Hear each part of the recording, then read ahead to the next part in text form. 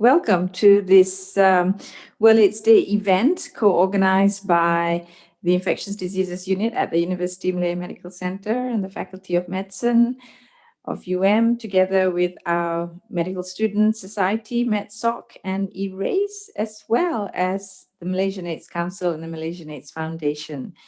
The theme for today's event is Power to the Youth, and the first group that I should acknowledge the youth are those sitting on my right, Anjana Sazali and Pui Lee, who are our infectious disease lecturers and consultants who have put this session together to actually try and engage with youths of Malaysia, because I think that's where the focus needs to be. And so it's for youth by youth, the session today. So we have a exciting panel of speakers. I can see Deborah Henry in my screen. Hi, Deborah. Thanks for joining us this afternoon. And Raymond Tai, who keeps popping in and out of the screen. He's back. There's Iskandar, and there'll be others joining. We have decided that the focus for this afternoon's sessions will be on topics that are a little bit, difficult to discuss, but needs to be discussed. So issues such as sex and HIV, particularly the use of drugs and sexualized drugs. So and the risk that it poses for HIV acquisition and transmission. We're going to be talking about, well, substance use in general and HIV. And we're also going to be talking about U equals U, or undetectable equals untransmissible. And finally, of course, the Achilles heel of the HIV response, stigma and discrimination. So we've lined up these speakers who are passionate about all of these issues, and hopefully we can have an engaging afternoon discussing all these topics and what it means for youths of Malaysia, and how we can increase the knowledge, and as well as how we can achieve the goal to end AIDS in Malaysia through increase prevention and treatment programs, including the scaling up of pre-exposure prophylaxis and scaling up treatment in our country. So please do join us and post questions to the presenters. We would like this to be as interactive as possible, and they'll be ready to answer your questions. So over to you, Anjana, so that you can show the video.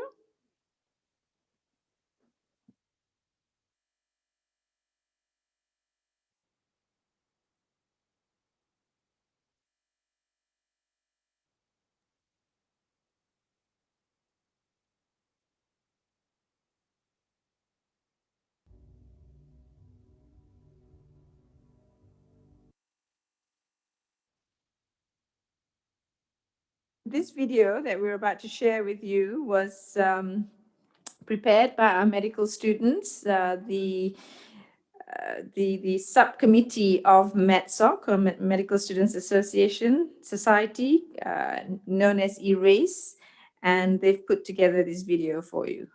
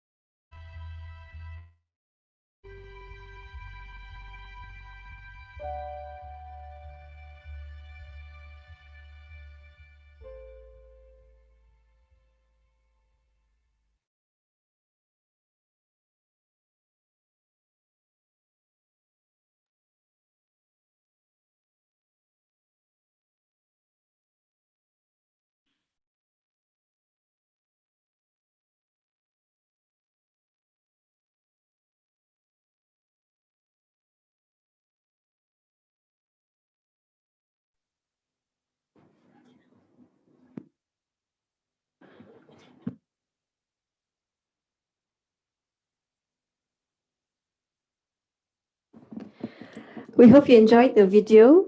So without further ado, let's start with the first session, U equals U. What does it really mean? Over to you, Deborah. Hi, everyone. I hope everyone can hear me loud and clear. My name is Deborah Henry, and I'm so happy. All good? Yes, my name's Deborah Henry, and I'm so happy to be here as one of the celebrity friends in conjunction with World AIDS Day 2020 for this very special forum. And so my topic today that I'm going to be moderating with two very interesting panelists who will give very interesting different views on this question is U equals U. What does it really mean to the people living with HIV and to the friends and family surrounding those people and what roles they can play, also recognizing that knowledge is power. And which is why I think the theme this year, really focusing on the youth, is so apt, because they are really the ones that can change the conversation, the narrative, and so that more than, I believe, 55% of people living with HIV get the treatment that they really need. So before we start today's session, I'd like to announce a few housekeeping rules. Please feel free to ask questions. We have a questions box. If you have any comments as well, we really want this conversation to be as diverse as possible. So please let us know your thoughts and questions. And of course, we're going to be sending a feedback form at the end of this event. So please fill it in, and you will be in the running to win a lucky draw prize later on. So the session U equals U stands for undetectable equals untransmissible. And we often hear it these days when we speak about HIV. So what does U equal U really, really mean? When a person living with HIV is on a treatment and the level of virus is so low that it cannot be detected and cannot transmit, and they cannot transmit the virus to others. So today we have with us to kick off the forum two very passionate speakers, Dr. Iskander Azwa and Mr. Raymond Tai, to tell us a lot more about U equals U and what it means. Our first speaker, Dr. Raja Iskander Shah Raja Azwa, is an associate professor of infectious diseases at the University of Malaya, Kuala Lumpur, with an interest in sexual health and HIV. He's also currently the clinical lead for the HIV service at University Malaya. And his research interests include PrEP. Much of his recent work has focused on community engagement and increasing community access to biomedical HIV prevention interventions. He's also the honorary secretary of the Malaysian AIDS Council and is on the board of trustees of the Malaysian AIDS Foundation. But before we speak to Prof, I'd like to start off the session by asking all of you a question, a poll, if they can pop the poll question up on screen. It's if a person is living with HIV and that person is on treatment and is virally undetectable, would you have sex with him or her without a condom? So if this person is HIV positive, they are virally undetectable, would you have sex with them without a condom? And your answers are yes, no, or not sure, it depends. If you guys could please let us know what you think, and let us know what you think, and we're going to see the results. What everyone thinks in just a few moments. Let's wait for all the people to let us know their thoughts and opinions on this. A few more seconds to get their response in. All right, so we had 16% who said yes. The vast majority of people still say no. That was 66%. And we have about 18%, so higher than the yes, that said they are unsure and it depends. They would need more information. All right, thank you very much. Thank you for being honest with your responses. So now I'm going to hand the floor or the Zoom call over to Prof. He's going to give us a short presentation and tell us more about his good work and what U equals U means. Over to you, Prof. Thanks very much, Deborah. I've had to move within this space, so I hope you can hear me quite clearly. I'll just start sharing my screen, and if my voice goes off, please indicate that to me and I'll move around.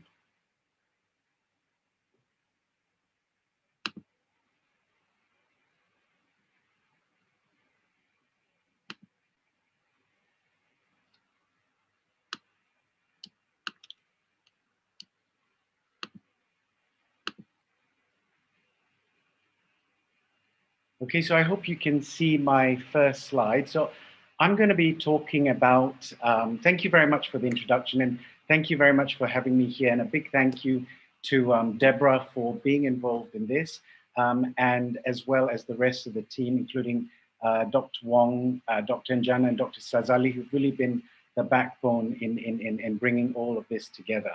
So it's interesting looking at the poll, but not quite surprising.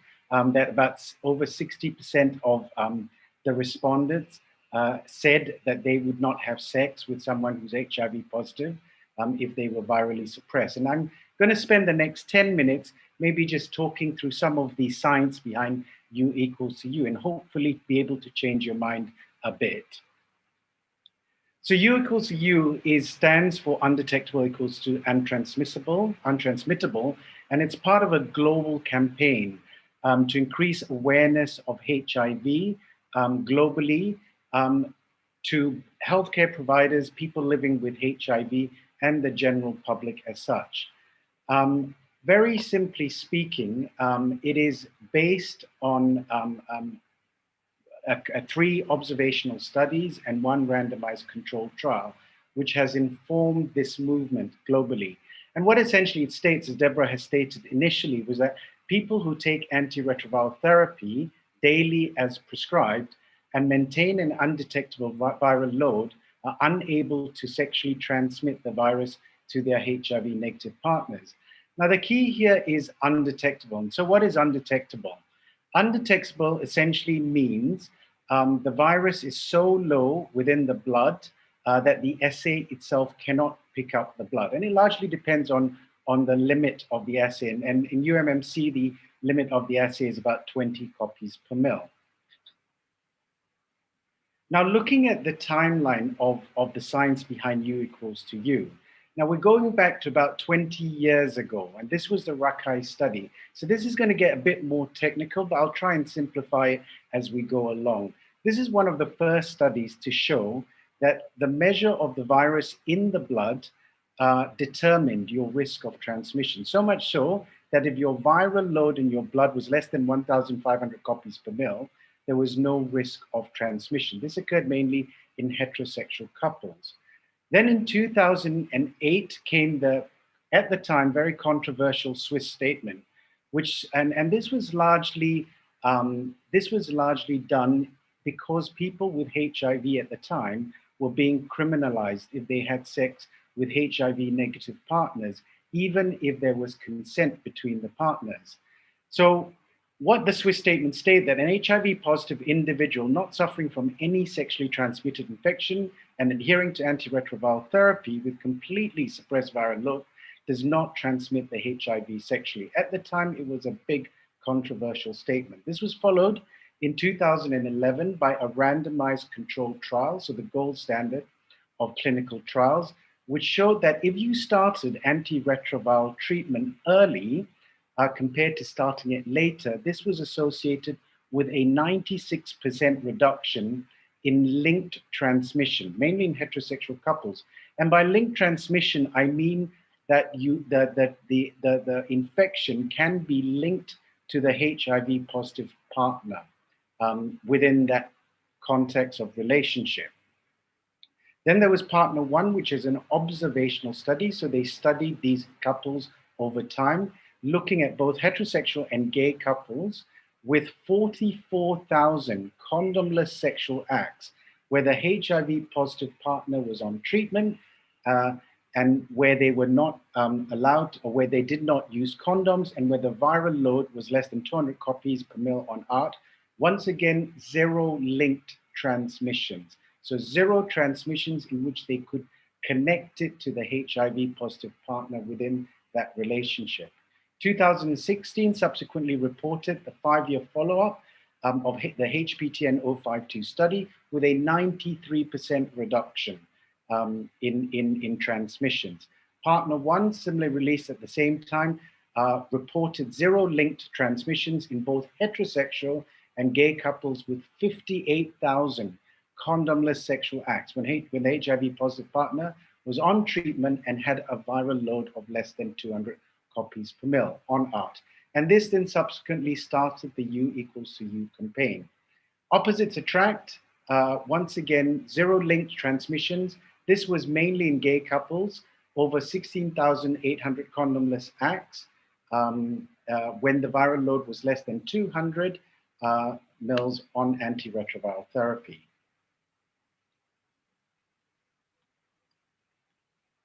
Sorry, I can't move my slide at the moment. And subsequently partner 2, which showed zero-link transmissions in gay couples with 76,000 of condomless sexual acts when the viral load was less than 200 copies per mil on antiretroviral therapy. So you can see the amount of condomless sexual acts looking at in-couple transmission, which was which was zero. So it doesn't sort of get, in terms of evidence, it doesn't get stronger than that. So this is just a summary in a table summarizing that there was zero linked transmission around a total of 125,376 condomless sexual acts when the HIV positive partner was on treatment and had an undetectable viral load. There were no transmissions from the positive partner to the negative partner that could be linked to that partner. The similar level of confidence for U equals to U applied whether the relationships were gay or heterosexual, and it occurred whether STIs were detected or otherwise. So what is the impact of U equals to U on persons living with HIV? Essentially, people are rendered non-infectious when they take treatment, and this in turn encourages people to initiate and adhere to their antiretroviral treatment. And importantly, it removes the fear and shame around potential HIV transmission, which a lot of HIV positive patients have.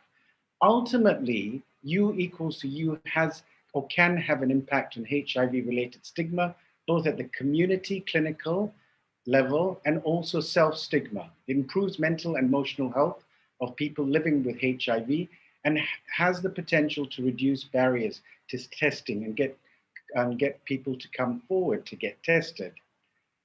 In our practice, it's allowed and resulted in changes allowing HIV serodiscordant couples, so when one partner is positive, the other is negative, to now conceive naturally in the absence of assisted reproduction or condoms. And also U equals to U is now also changing decriminalization laws globally for people who are criminalized on the basis of having unprotected sex. Now, as a healthcare provider, some healthcare providers feel a bit uneasy talking about U equals to U. And this is largely because the assumption is that people living with HIV will then go on to have sex without condoms. And therefore, there is a reluctance about advocating U equals to U. But U equals to U, in effect, protects the person against HIV. And so if the perceived protection is that they're protected, you could argue whether they need to continue to use condoms. There is also concerns around adherence because by definition, U equals to U requires the patient to adhere to therapy and continue taking therapy.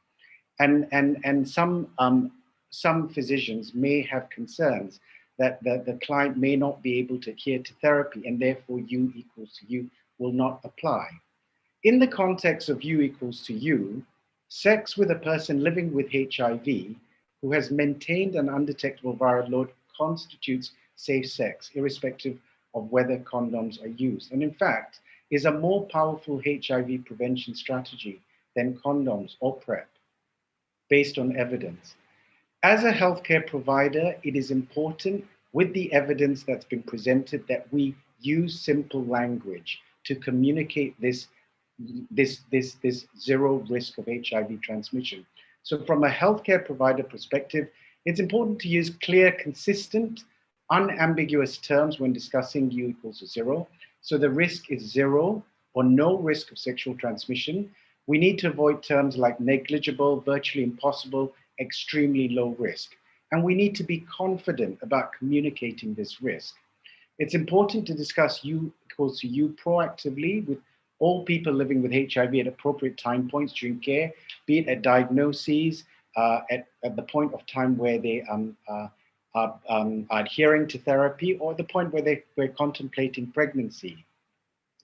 It's also important that we communicate zero risk in such a way that we do not imply that we have a judgment on the sexual behavior of people living with HIV. And U equals U is not all about condomless sex. U equals U is ultimately about being uninfectious. And the ultimate endpoint is to reduce the stigma against people living with HIV. For U equals to U to attain credibility globally, it has been endorsed by professional societies and HIV organizations globally, such as the IAS, the Association of HIV Medicine, British HIV Association, and really it is the foundation, or one of the foundations, of being able to end the HIV epidemic. Within the region, Vietnam recently has been a model of political and program innovation when it comes to newer HIV intervention strategies.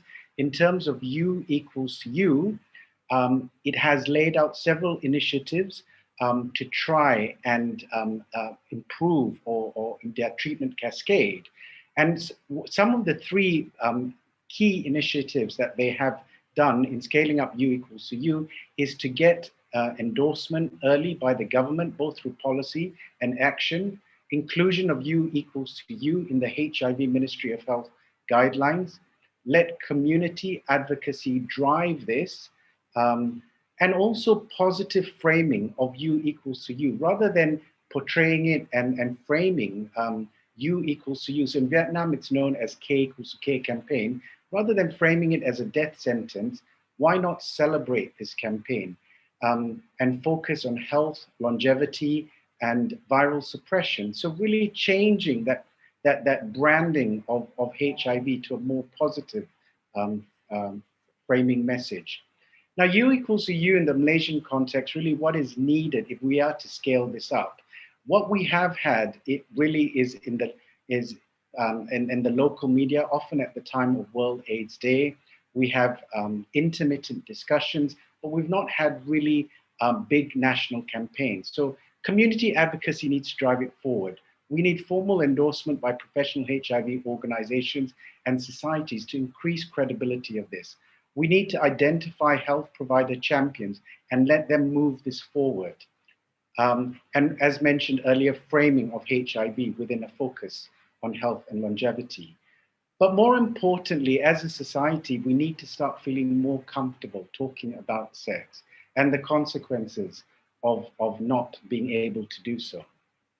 So what is the single most effective intervention to reduce HIV transmission? Now, currently we have a wide prevention toolbox. We have HIV treatment as prevention, we have U equals to U, we have pre-exposure prophylaxis, we have post-exposure prophylaxis, but really the most effective way to prevent HIV transmission is to get people who are positive on antiretroviral treatment and get them undetectable. U equals to U is a game changer. It may help address stigma, but it's not a magic wand. It forces our narrative to change and evolve. It changes that story. People will hear us if we tell them about U equals to U, repeatedly, persistently, and loudly. Thank you very much. Thank you very much, Prof, for such for the clarity and of explaining, I guess, to us, a lot of us lay people, the science behind U equals U, and also addressing some of the key concerns society has in understanding that and making decisions on a daily basis, right? Because I think that's what it's all about. For me, U equals U, and you mentioned this word essentially, that it means people are essentially uninfectious and present zero risk. I think that's such an important point that we need to drive home more and more. And this is why I think that's a good time to jump to Mr. Raymond Tai. He is He's doing a lot of work on the ground with individuals living with HIV. So I think this will present us with a lot of actual real stories and case studies on the ground of what people are facing, stigma, discrimination, and accessing treatment, and what their hurdles are. To tell you a little bit more about Mr. Raymond, he's the Acting Chief Operation Officer at PT Foundation, a community-based nonprofit organization working with key affected populations on HIV, AIDS, and STI advocacy, prevention, treatment, support, and care work. He's volunteered for PT Foundation for more than 20 years and has been working full-time with PT Foundation since 2007. PT Foundation works with vulnerable communities, such as gay men and other men who have sex with men, people living with HIV, refugee outreach, as well as college students. And now I'd like to invite Mr. Raymond Tai to give his presentation. Thank you so much, Deborah. Can you hear me? Yes, we can. Okay, cool. I'm going to go jump straight in, and I have some slides to share. So I'm going to share my screen.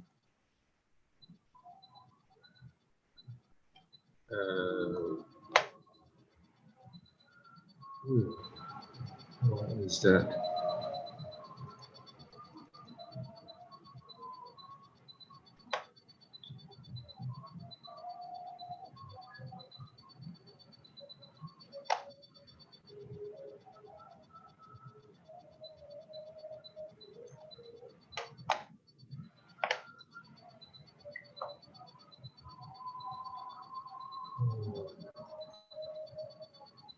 Okay, can you see my screen now? Yes. Okay. So Dr. Iskandar has laid out the evidence and the definition about U is equal to U. So there is no doubt already that U is equal to U is really about zero HIV transmission. So I want to jump straight into how that realization is so important in the work that we do. So to give you some context, I will have to give you a little bit background about what we do at PT Foundation. And before that, I think those of you familiar with HIV would see what is happening in Malaysia. So you would know that by now that HIV in Malaysia has plateaued. It used to be going up in the 1990s and 2000. And then from 2000 onwards, it was on a sharp decline. And then from 2010 onwards, it's just been plateaued. But this chart that I used from Malaysian AIDS Council and the Ministry of Health actually shows what is happening, why it's plateaued. If you look at the green line, HIV is among injecting drug users, it's come down almost to negligible at 3% in 2018, but sexual transmission continued to be on the rise. As of last count in 2019, the figure is more than 95% who are infected by HIV due to sexual transmission. So as a country, we have not been doing very well in terms of stopping HIV from sexual transmission. So it begs the question, why? I think a lot of it is due to what Iskandar mentioned about that we are a nation that is shy to talk about sex, let alone safe sex. So the work that we do is really much driven by the evidence in here. And if you look at this overall slide here, it essentially shows that for us to be an effective HIV advocacy and activist group, we need to do the whole spectrum of HIV services, from prevention to testing to treatment and adherence to care and support. So this is something that we have programs like the Jom Test Outreach Case Management. We run our own community clinic. We provide treatment support. We provide mental health and social support for Second Chance, called the Second Chance program, and that is for children and mothers from the B40 group who are most affected. And we also run the refugee program. So in all of this work that we do, we provide all of these services here, which is so important. So some of this work that we do, I put it in terms of pictures, a lot of awareness talks at universities and community and organizations. We do a lot of training workshops regionally around Malaysia as well, and a lot of it is within the community that we work with. We have an array of video. Going online in terms of awareness is a way to go, and we have produced lots of videos to promote online. We run the community clinic based in Sentul, which is the only community clinic in Malaysia that provide anonymous HIV testing. We work with government hospitals such as Sungai Buloh, Kuala Lumpur, Klinik Kesihatan, and others to collaborate with them to ensure that people are living with HIV are not stigmatized, and we provide them with a lot of care and support to supplement what the government and the doctors are doing. We work especially with people living with HIV. A lot of the time today, the medication for HIV is available, but the main concern is the internalized stigma and the discrimination that our community face. So a lot of these workshops help to continue to empower them so that they can see that there is life after HIV. Refugees are very much left out, and we do a lot of awareness sessions and testing with the refugees.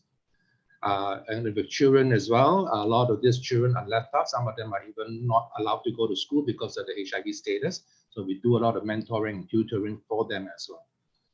So with all of these things going here, I just want to zoom straight into how we've been doing all of this. We've been telling people about why we need to get tested, why you need to go for treatment, why treatment adherence is important. But a lot of the time, the concern always is that the stigma in PLHIV is so strong that it stops people from coming for testing, for treatment, and for care and support. So just to illustrate an example, for example, of a case that we handle, this is Chan, not his real name, is PLHIV on heart medication. Heart is a medication that is for HIV and AIDS for more than 5 years. His wife for 15 years is also PLHIV and on heart for more than 3 years. Both are virally undetectable. They are planning to have children through normal conception. So what would be the advice? If they come to us, if they come to a counselor for advice, what kind of advice would you give them? Right? So this incident happened, as I said, many years ago. And during that time, the message about U is equal to U is not well known, or there is no, the science behind it is not there. And this couple faced tremendous stigma. The doctors, the public health officers were advising them, no, don't do it because you might take the risk of transmitting the virus to the children or that as well. So the advice is not to do it. But this couple, the guy is very much involved with HIV advocacy work. He knows what it's all about. He went ahead, and today they have 2 very active, healthy children who are negative as well. And the science is very much behind them as well. So what I'm saying is that if we were able to make key influencers like doctors and public health officers at that time aware that this couple has zero risk of transmission to have children, I think they would be in a much better place. And this is the one person who already knows what it's all about, is very empowered.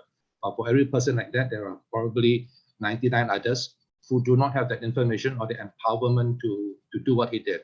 So we have many cases whereby people who are living with HIV are being discriminated by the families and being told not to have children. Right? So this is one incident in here. Oops, what do I? Sorry. So in the second case here that I would like to share here is Arif, who is bisexual and who has just been diagnosed to be HIV positive in March 2020 and has started HAP treatment in April 2020. He is planning to get married to his fiancée next year, but he's not sure whether he's doing the right thing. Topmost in his mind is, should he inform his fiancée on his status? Can he refrain from other same-sex relationships in the future? That's what he wants to do, but he doesn't know whether he has the discipline to do that. Can he, as a Muslim living with HIV, get married? Will he transmit HIV to his wife? can they have children? Will the children be HIV negative? So we had many intensive counseling sessions to empower and to educate him about what the risk is in there. So when he know that the risk of transmitting HIV to the fiance is 0, a lot of these concerns he has in his mind just evaporate, right? He has a much better mental health. Eventually, he did share his status with his fiance, and he did decide to go with the marriage, and he had to go through the compulsory testing that Muslims need to go to, but he had a very understanding ustaz who was also educated about U is equal to U, and so they go into the relationship knowing all of this, and of course he confidently has got 0 risk of transmitting HIV to the wife, and definitely they can have children. So it has totally changed the way PLHIV lead their lives. So in the past, the moment they know they're HIV positive, they think that it's a question of time before they die. But today is a very different scenario. Once they know the information, once they've been empowered enough, they know there is a life to look forward to, and that although there is no cure for HIV, this is almost a functional cure, and they can proceed with very productive, empowered, enriching lives. So these are just 2 simple cases that I want to share with you, but I want to go back into recap a little bit more about what Iskandar was talking about in terms of how U is equal to U from a national basis is totally impacted public health strategy. Yeah. So too much to the point that WHO and UNAIDS has declared that we are in a position to end AIDS by 2030, and the Malaysian government has also made the commitment to end AIDS by 2030. Right. Of course, part of it is due to the very good medication we have and prevention methods that we have, but the realization that U is equal to U now means that we can now increase access and remove barriers to treatment and care for people who are HIV positive. So doctors and NGOs are a lot more motivated to get, we find it so easy now to get our community to get tested, because there is now hope at the end of it all that even if you test positive, you can get treatment and you can come to the point of untransmittable, right? So when people get tested and they get treated and they get tested positive, we know that it's going to improve the well-being of the PLHIV from the 2 examples that I gave you, and from the many hundreds others that we have. Our peer leaders who are doing peer support are PLHIV positive themselves, and they've been able to impart this information on newly diagnosed clients so that they lead very quality lives, right? But from the public health angle, they will continue to do, they're motivated to do that because they know that if every PLHIV is put on treatment, it will prevent new HIV transmission, and that is the road to ending the epidemic. Because if the virus is not being transmitted, then it's a question of time before we achieve a 0 transmission of HIV in Malaysia. So it's a real game changer in terms of public health strategy. So just to end that as well is that, so most of you, I understand, are students at universities, and while I'm giving examples mostly from the community, but really U is equal to U impact the whole of Malaysian society, right? Because if the public is understand that they have a role to play in reducing stigma, learning the awareness, passing that information on, and every member who is HIV positive, every public person who is who's sexually active should go for a HIV test, because you know now that if you go for HIV test, you can get access to early treatment and you can get to the point of undetectable, right? Doctors now have a better ammunition to do that as well. And the government, through the Ministry of Health and other government departments, will have a lot more ammunition to do things like national campaigns, working with NGOs to do that, and working with PLHIV groups to do that. So what we would really like to see to continue on, we're already doing that, but we'd like to see that U should lead to more treatment adherence, to use treatment as a prevention as a strategy, to encourage more testing, to reduce stigma and discrimination, not just among people who are living with HIV, but towards the key populations that are most vulnerable to HIV. Encourage universal access by providing access to healthcare for all. Promoting national campaigns. So promoting national campaigns is important because, as you can see, most people do not know there is this about U is equal to U. And lastly, there is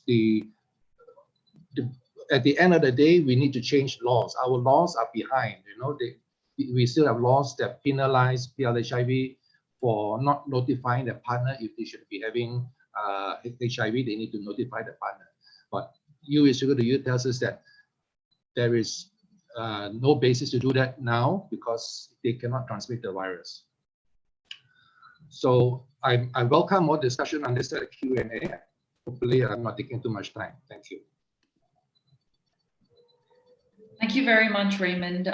We do only have a couple of minutes, probably 1 or 2 minutes for a few final words, I think. We're going to leave there were a couple of questions asked in the chat box. And maybe I will get to one.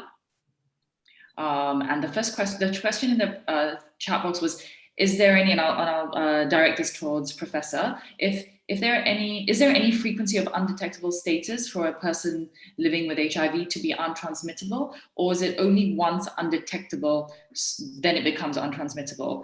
And how about in the case of a viral load blip? So thanks for the question. It normally takes about 3 to 6 months to become virally suppressed after initiation of antiretroviral treatment.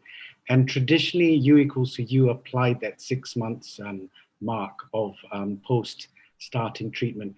But really, I think as we've moved along with this, the confidence is even at the point at which they become undetectable, we're becoming increasingly confident to say that that the patient is unable to transmit the virus. So as we become more used to this and get used to it. So traditionally 6 months, but now really moving towards the point of undetectability at that particular time point.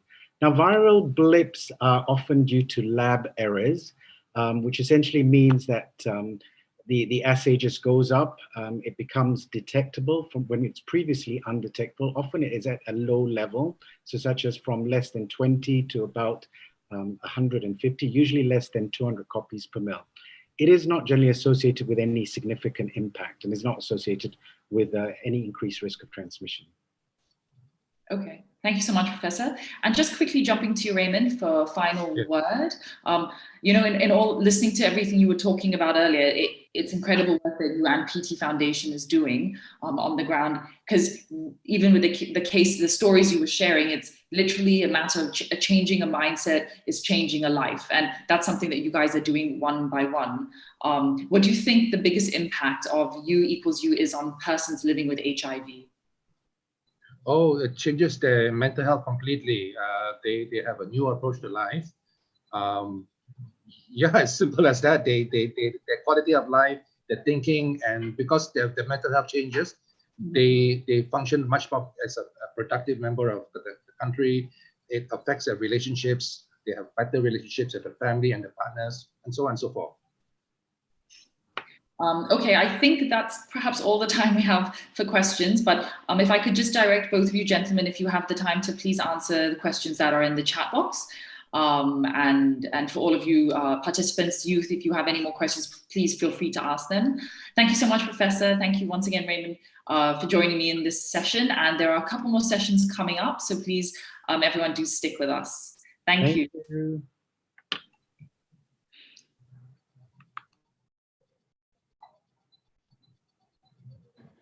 Thank you, Deborah, Raymond, and Prof. Iskandar for that very, very informative session. We're trying to keep up to time, so we'll just skip on straight to the next session.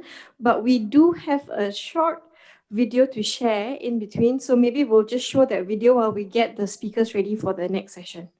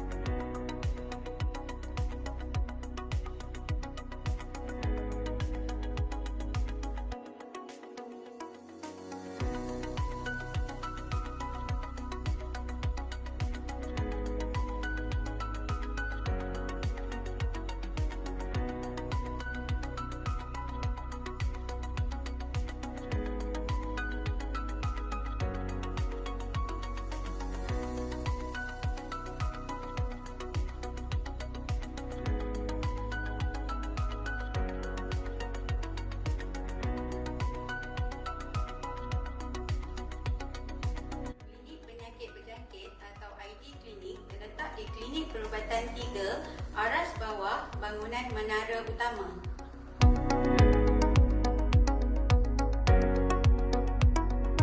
Klinik ID beroperasi 3 kali seminggu iaitu hari Isnin 2 hingga 4 petang, Selasa dan Jumaat pagi dari jam 8 hingga 1 tengah hari.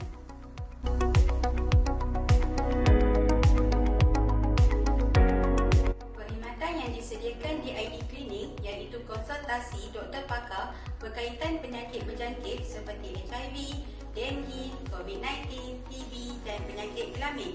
Bagi pesakit baru, mereka perlu mendapatkan surat rujukan dari mana-mana klinik dalam PPUM ataupun agensi kesihatan luar.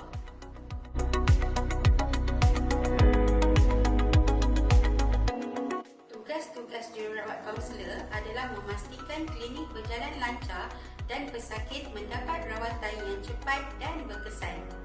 Jururawat kaunselor juga memberikan khidmat kaunseling kepada pesakit yang baru didiagnoskan dengan penyakit HIV. Informasi tentang penyakit, rawatan, ubatan dan rutin-rutin hospital seperti pembayaran dan waktu klinik diberikan. Pesakit akan dilihat oleh doktor mengikut tahap kondisi dan keperluan pesakit. Kaunseling berkaitan ubat HIV atau HAD diberikan kepada pesakit yang baru ingin memulakan rawatan supaya pesakit faham dan patuh kepada kepentingan pengambilan ubat yang betul. Kaunseling turut diberikan kepada pesakit yang telah mengambil ubat HAD supaya pemantauan berterusan dan kepatuhan dapat dikenal pasti serta pesakit mendapat rawatan yang berkesan. Jururawat kaunselor juga terlibat dalam aktiviti klinik seperti pengambilan darah, membantu doktor dalam tata cara dan memberikan informasi kesihatan kepada staf-staf klinik melalui pembelajaran berterusan.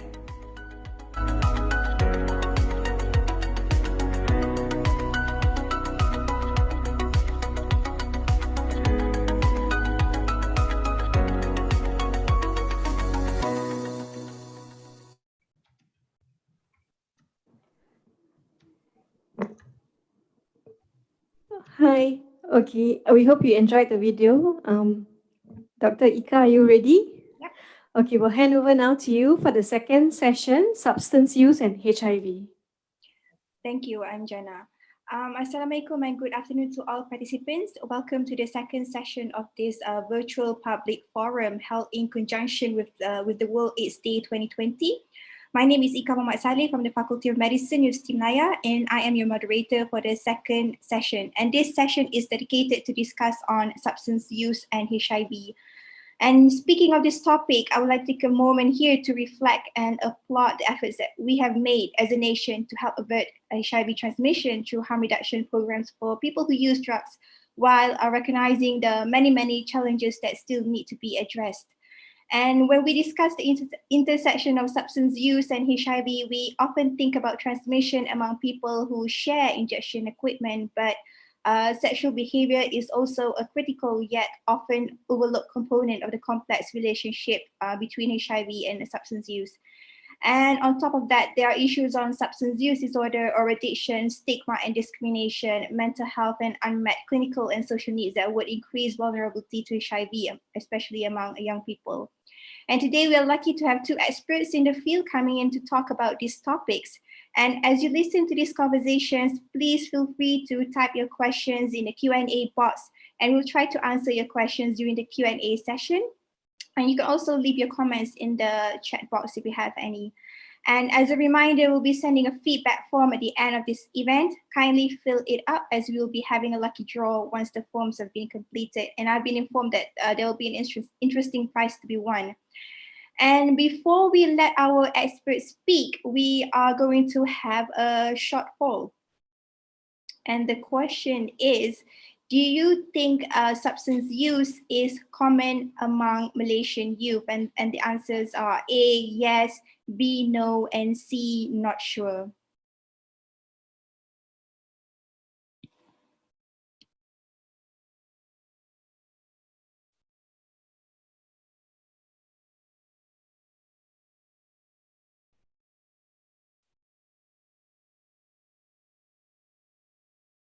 We'll be getting the answers shortly, and we'll be sharing the results when we get them. Okay, so we have 79% of the attendees answering yes, they think substance use is common among Malaysian youth, 6% saying no, while 15% are saying not sure. Thank you so much for participating in the poll. So yes, 68% of substance users are aged 19 to 39 years old in Malaysia, and 2% of our adolescents are between 13 and 18. Based on statistics from ADK 2019, young people especially are vulnerable, and most research suggests that early to adolescence is a critical period for the initiation of substance use, and that substance use may peak among young people aged 18 to 25 years and further placing them at risk for HIV. Now, please allow me to introduce our first speaker, Ms. Meng Lee. Meng Lee is a counseling psychologist in the infectious disease unit of PPUM with a strong interest in HIV and mental health. And she believes that her dual role as a psychologist and as a researcher will provide valuable insights in developing holistic service delivery models for her patients. And she said that it is a privilege for her to walk with her clients through their journeys and make a positive and hopefully lasting impact. Over to you, Meng Lee.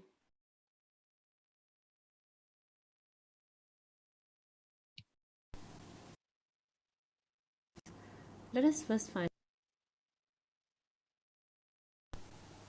Hi, I'm Meng Lee. I'm the counseling psychologist and researcher working with people affected by HIV in Infectious Disease Clinic, UMC, and Ceria UM. Today, I'm going to share some information about substance use and HIV. Let us first find out what's happening in Malaysia in terms of the situation of substance use. According to the agency Anti-Dadah Kebangsaan Malaysia, substance user has increased by 9% from the year of 2018 to 2019. There are many kinds of substances available in different forms such as powder, liquid, or pills. Some of these substances are methamphetamine, GHB or GBL, poppers, ecstasy, and opioid. Some of these substances are often related to sex. I would like to introduce a word, chemsex. Chemsex is when sex occur under the influence of recreational drug taken immediately before having sex or during sex. Chemsex can happen at home, hotel, motel, or even Airbnb, and it can happen between two partners or more people. These party drugs that is used for chemsex facilitate the feeling of sexual arousal. Today, I will be giving a brief introduction of the common substance use among men who have sex with men, one of the biggest key population that is affected by HIV. So let's start with methamphetamine, or more commonly called crystal meth, ice, shabu, batu, or chill. People use different forms of crystal meth in a number of different ways, including snorting or swallowing, but many people either smoke them through a special glass pipe, a bit like crack pipe, or inject them, or what is more commonly known as slamming. These are the stages that meth users go through when they take meth.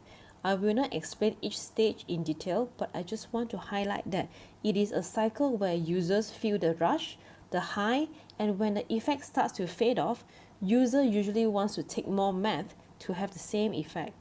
When someone doesn't take more and more meth to stay high, he or she eventually crash, where user feel very tired physically and mentally. And the withdrawal process can happen in weeks since the last substance use, when user can feel empty and depressed and experience craving for meth. These are some of the short-term and long-term side effects of using crystal meth. It can increase the energy level of the user to perform certain difficult tasks. It can also reduce appetite for people who intend to lose weight. It increases the heartbeat and breathing, and meth user can go on few days without sleeping, which lead to a long-term side effect as sleep disorder. It also damages the brain, make people hallucinate, become violent or aggressive, or even feeling depressed or paranoid. Popper is the liquid chemical sold in a small glass bottle. User usually sniff it from the bottle, and it often sold as room aromatherapy liquid, but they are not used in this way. And it gives a sense of euphoria, increase your sex drive and skin sensitivity, and it also acts as a sex enhancer by relaxing the anal muscle that is associated with receptive anal sex. It causes skin irritation that a user can get rash around the mouth or nose or eyes that regular contact with the chemical causes this issue.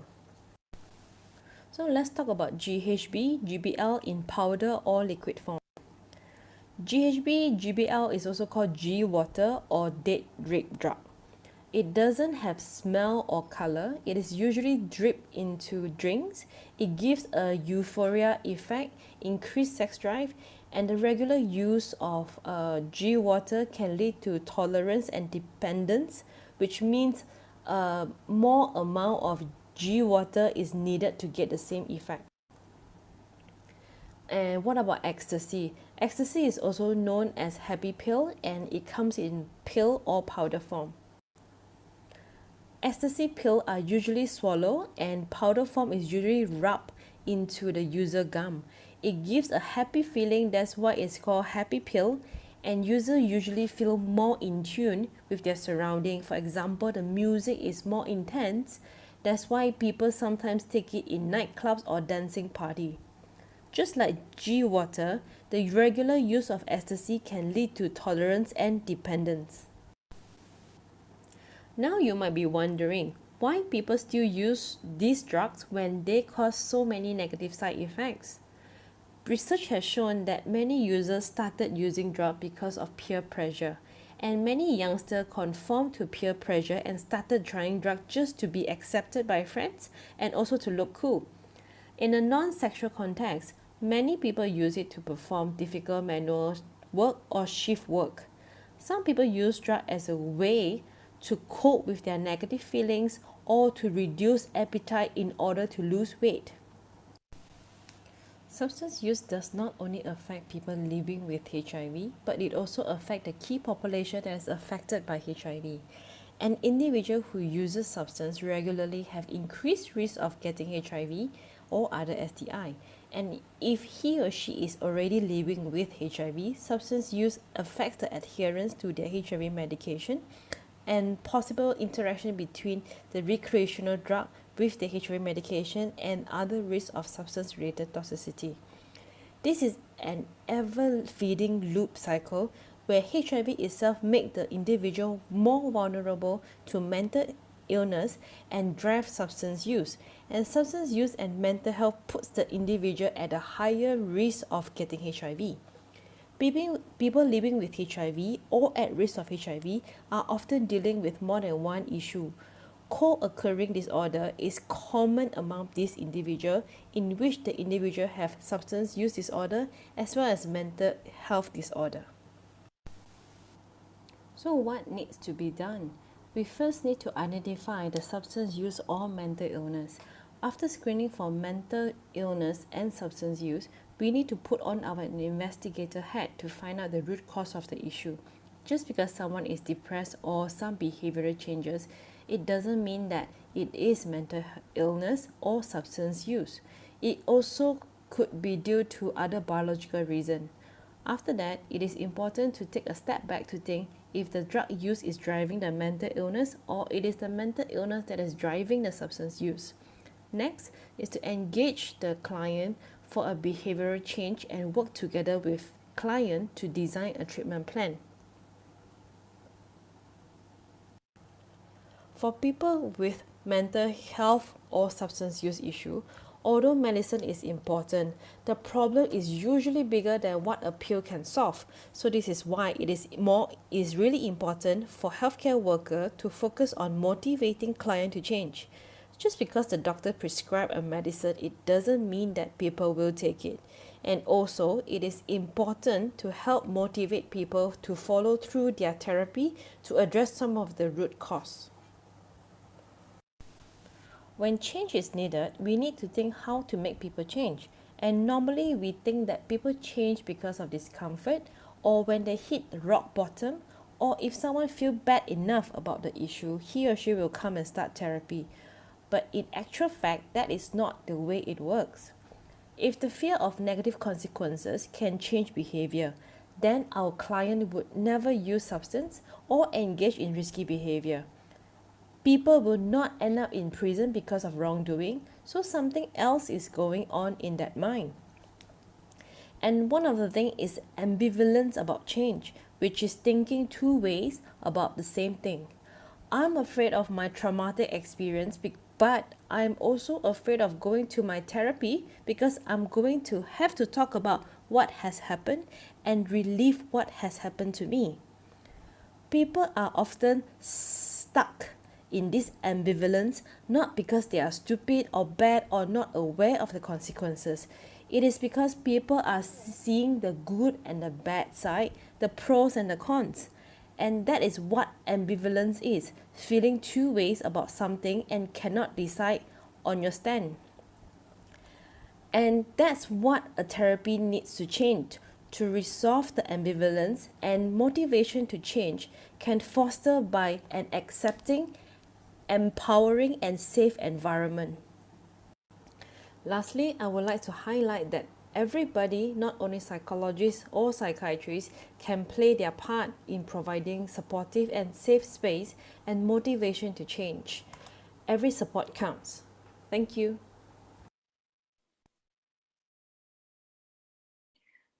Thank you, Meng Li, for the wonderful presentation, for sharing with us the differences of the common substance use, how these substances are being used, and effects of each substance.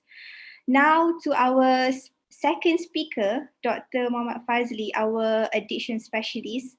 A bit of introduction on Dr. Muhammad Fazli. So he graduated with a medical degree from UPM in 2004 after obtaining a first degree in medical science from the same university. He later continued his specialty training in psychiatry in UM and graduated with masters in psychological medicine in 2012.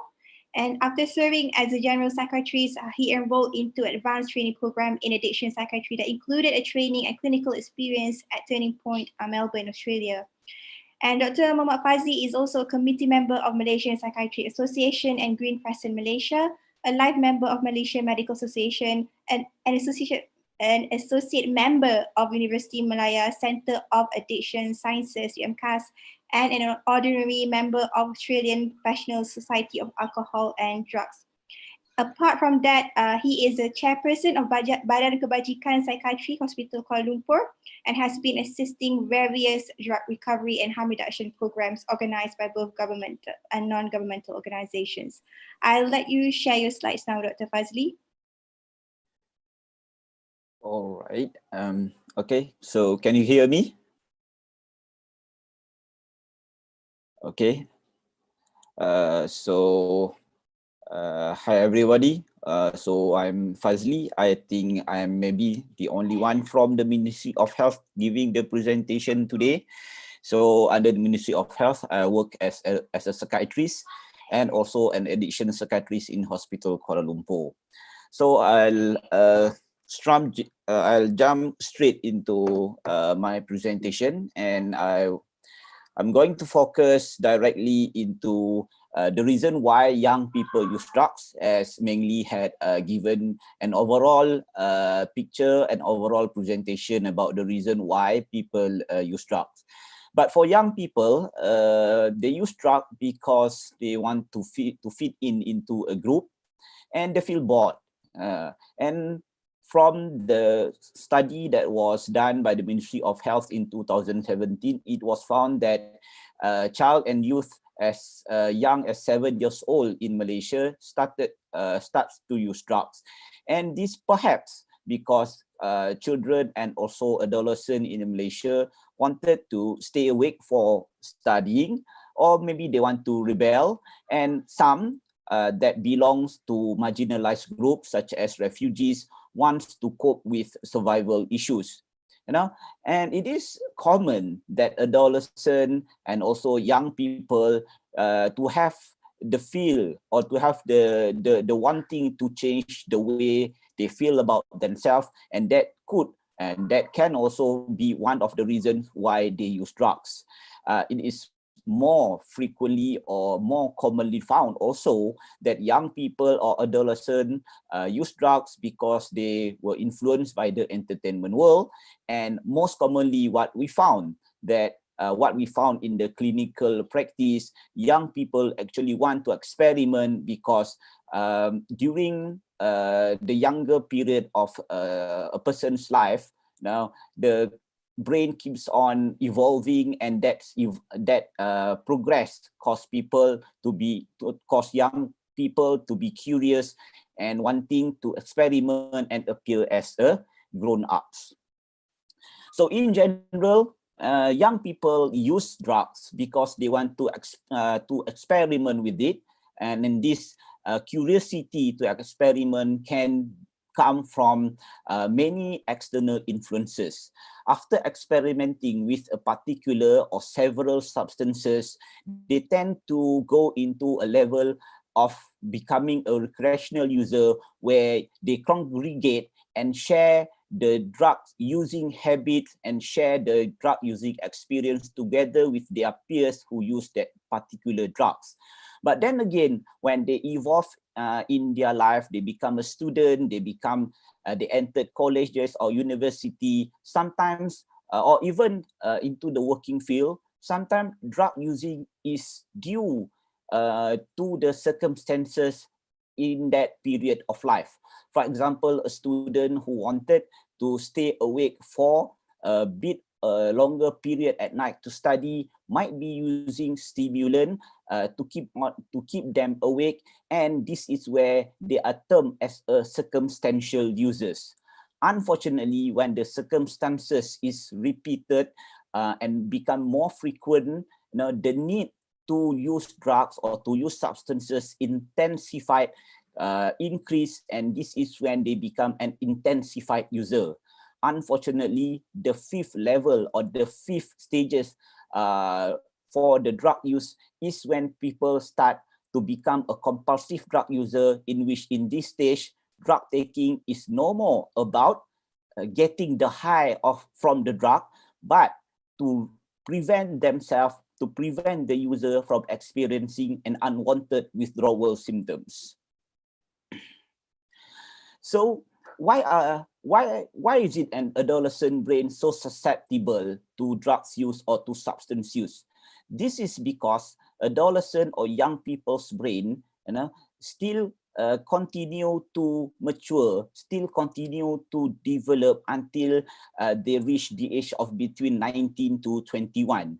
This remodeling and continuous maturation of the brain involve removal of unused brain cells through the process of pruning, and also reinforcement of the more frequently used brain cells through the process of myelination. Secondly, there's a lot of release of this joy juice in the brain, which is a natural joy juice called dopamine. The dopamine is one of the brain's most important neurochemicals, which helps to modulate the memory part, the event that we remember, to coordinate the way we focus and give attention, and also to consolidate our learning process. And this dopamine is also important when we plan and in the motivation of our behavior. The release of dopamine is mainly in a part of the brain, a small part of the brain called nucleus accumbens, which is actually constitute the whole reward circuit that all of humans have. And the disinvolvement of the reward circuit is why use of drugs early in someone's life will cause the brain to get sidetracked in its development. The other part of the brain which is so important and is susceptible to influence of drugs is the prefrontal cortex. The prefrontal cortex lies at the front of our brain, and it is involved with the decision making, the inhibition of impulsivity, and modulate several brain processes such as memory, planning, and a few more. And the delay in maturation of the prefrontal cortex is always associated with risk-taking behavior. So the combination of overactivation of the central reward system, particularly the release of dopamine, the development of ventral tegmental area, nucleus accumbens, and also the prefrontal cortex, plus the dampening of the reward system responsiveness to daily rewarding activity will cause a person to take drugs more frequently and precedes other daily more important goal-directed activities. So there are also a disease or a disorder that is called substance-induced mental disorders. And of all these 9 substance-induced mental disorders, the most frequently encountered in the clinical practice is psychotic disorders, bipolar disorders, depressive disorders, anxiety disorders, delirium, neurocognitive, and also obsessive-compulsive related disorders. And these substance-induced mental disorders usually can start when a person is intoxicated with the substances, or when the person is undergoing withdrawal period from the substances, and even both during the intoxication and withdrawal period from the substances. The occurrence of intoxication and also the struggle during withdrawal, plus the substance use behavior such as substance seeking behavior, is 2 of the commonest reason why people get into high risk behaviors. One of the most commonly found substances or commonly available substances such as alcohol can predispose a person towards high risk behavior, and alcohol intoxication cause disinhibition, cause the emotion to be labile, and in some episodes or another can make a person turn violent and get psychotic symptoms. And when people are struggling with alcohol withdrawal, they are confused. They do not know what they are doing. They can experience seizures and perhaps seizures and more dangerous type of epilepsy. Then during alcohol withdrawal, with the confusion going on, people become agitated and irritable. As Meng Lee had beautifully presented just now, one of the commonest high-risk behavior-related substances is the amphetamine type stimulant such as methamphetamine. So the methamphetamine can the injection or intake of methamphetamine make a user go into an intoxicated state, and when they are that intoxicated state, they will become agitated, irritable, aggressive, and they will be influenced with psychotic symptoms such as paranoia and hallucination. In the long run, people who use methamphetamine will experience depression, anxiety, psychosis, and chronic sleep disturbances, plus the other neurocognitive deficit and physical deformity or physical problems such as weight loss and malnutrition. Young people who take methamphetamine can also experience medical problems such as hypertension, renal failure, and also even stroke. And if you look closely, the physicality of people or users of methamphetamine, they are very thin with poor dental hygiene and also poor skin texture. Meng Lee also mentioned about gamma hydroxybutyrate, GHB, or even GBL, but in the low low to moderate toxicity level of GHB, people can become amnesic, confused, and experience muscle weakness, headaches, and nausea. But when they experience severe toxicity with the use of DHB or GBL, they can even experience psychotic features and become confused also. For the nitrites, such as the amyl nitrites, the rush and euphoria that a user experience, the joy that the user experience when in that intoxicated state will go away, and they experience headache when the high passes. And in the long run, users of amyl nitrites can even develop blood-related disorders and also allergic reactions. So for all of these, the main goal for substance use treatment is to engage users into treatment and to retain the users in the treatment so that the treatment can be given regularly. And when treatment can be given regularly, users can be encouraged to be compliant to the treatment, and with that, the intervention for relapse prevention and other long-term support can be established. So how do you get treatment? People who use drugs can go to the health clinic or even the private GPs that are abound around, and this health clinic and private GPs can make a referral straight to the addiction clinic, even for example in HKL, and an appointment will be given to them.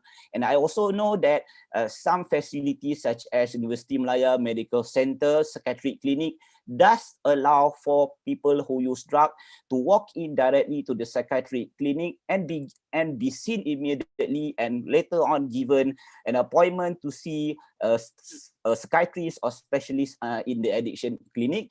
And the referral from the psychiatric clinic to the addiction clinic is also similar in Hospital Kuala Lumpur, whereby you will be seen by an addiction psychiatrist when you attend the addiction clinic in HKL. But if a user has an acute disturbances, they can walk into any emergency department. If the disturbances is so severe and they have a risk of harm to self or to the others, they might be admitted temporarily to the psychiatric ward. But if the acute disturbances is temporary due to intoxication, and the intoxication is resolved, an appointment can be given to see them again at the psychiatric clinic, for example in HKL, and the psychiatric clinic will give another appointment for them to be seen by a specialist in the addiction clinic. So I think I have exceeded my time by a few minutes. Sorry, Ika, but I pass the session back to you. Thank you. That's okay, Dr. Fazli.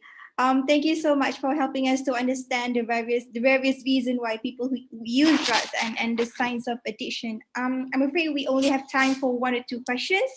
So the first question will be directed to you, Meng Li.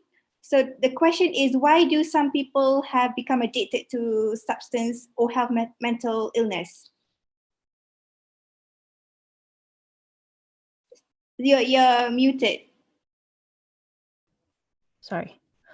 I think everything is on a continuum of biological and environmental factor.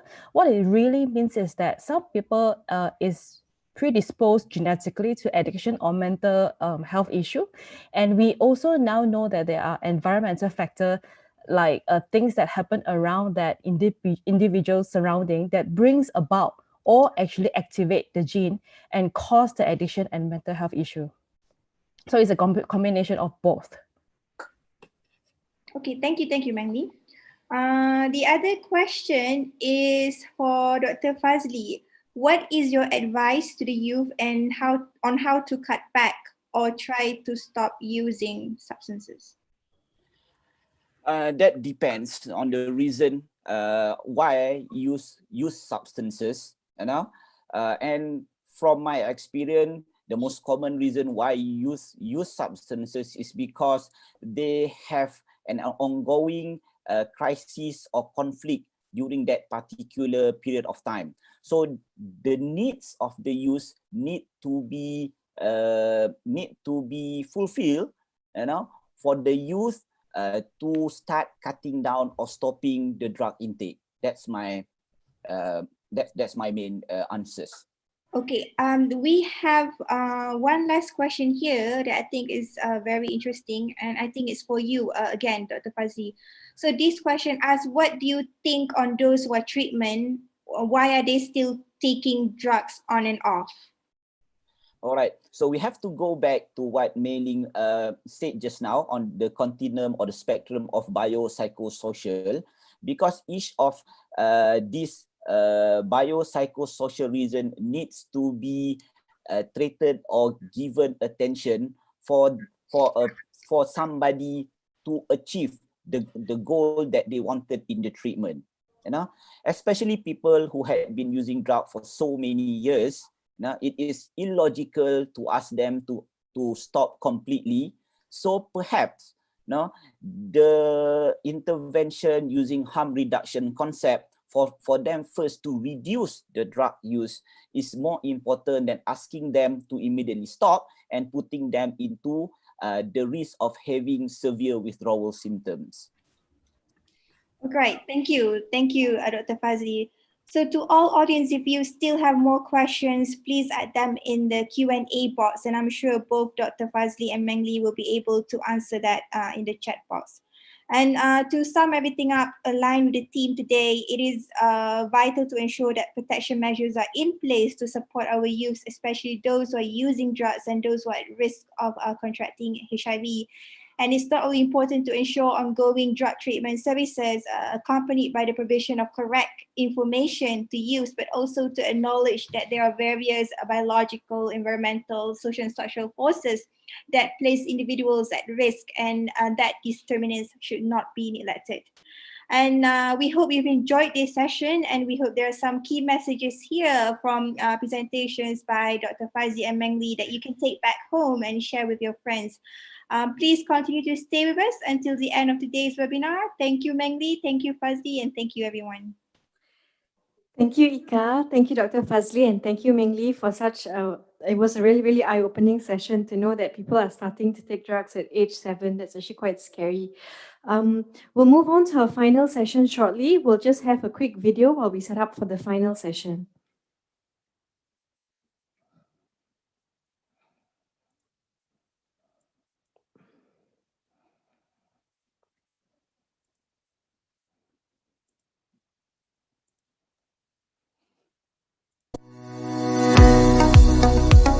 Saya Sazali Basri. Anjana. Hai Ruzaliza Binti Basmo. I'm Dr. Ng Rong Siang here. I'm Meng Li.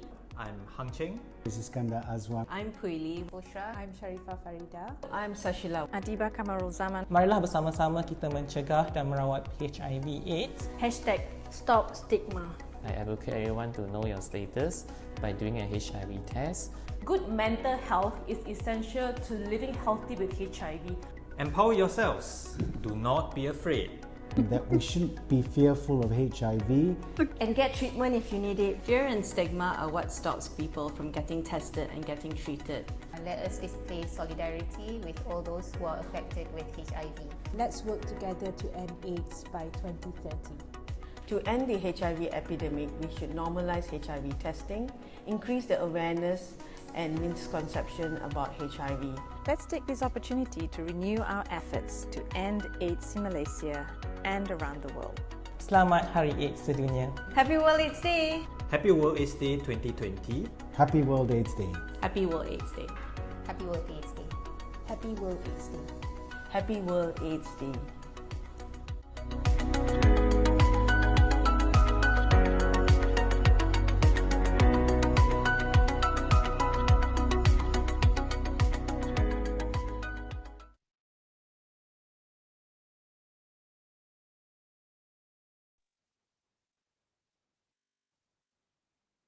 We hope you enjoyed the video.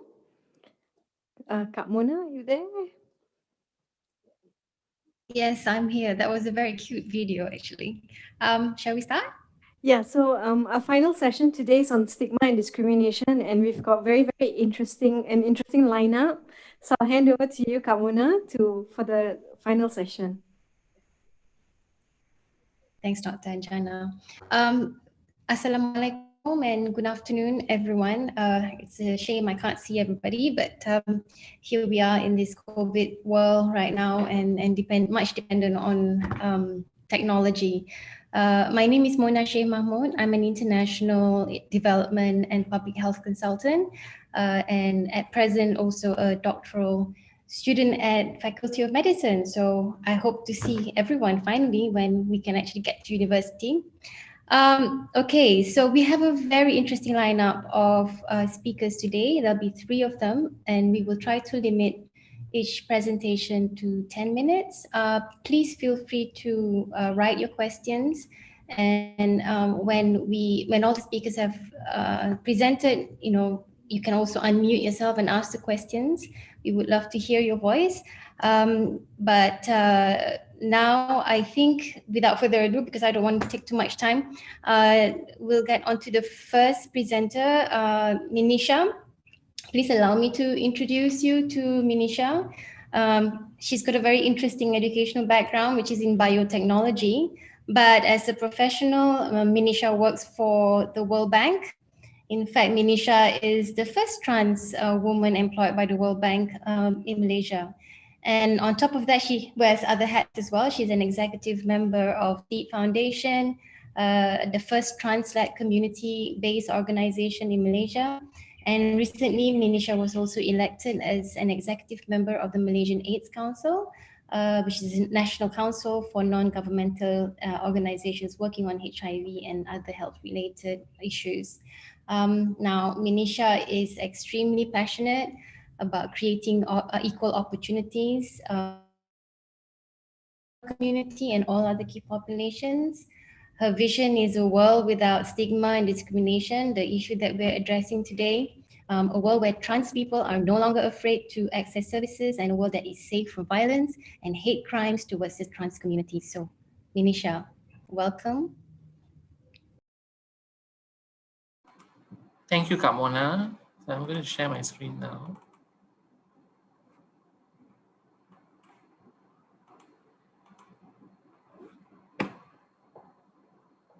Okay, can everyone hear me? Yes. Okay, so in conjunction with World AIDS Day, today I'm going to do my session, which is on my journey and my story, and I'm Minisha Deepu. Now, the session entitled today is Fighting Discrimination. According to the Center of Disease Control and Prevention, stigma is defined as attitude of belief. And once we act on that attitude of belief, this is what we call discrimination. Now, according to Prof. Adiba, a leading HIV activist, stigma and discrimination still drive people underground and form a barrier to testing and treatment. We still have a lot of work to do. Now, I've collected some stories from key populations, different key populations. And this is Nandini, who is a PL-HIV. PL-HIV meaning people living with HIV, transgender woman. She said, I am a PL-HIV person. I face a lot of problems. When I went to this clinic to take my blood for testing, the nurse wanted to pass me to another nurse because I have HIV blood. According to Danisha, who is a PWID transgender woman, PWID means people who inject drugs. She said, it's very simple. PWID, we are all human beings.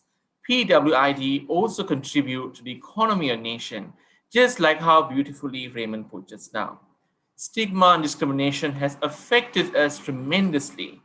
We have been seen, but never heard.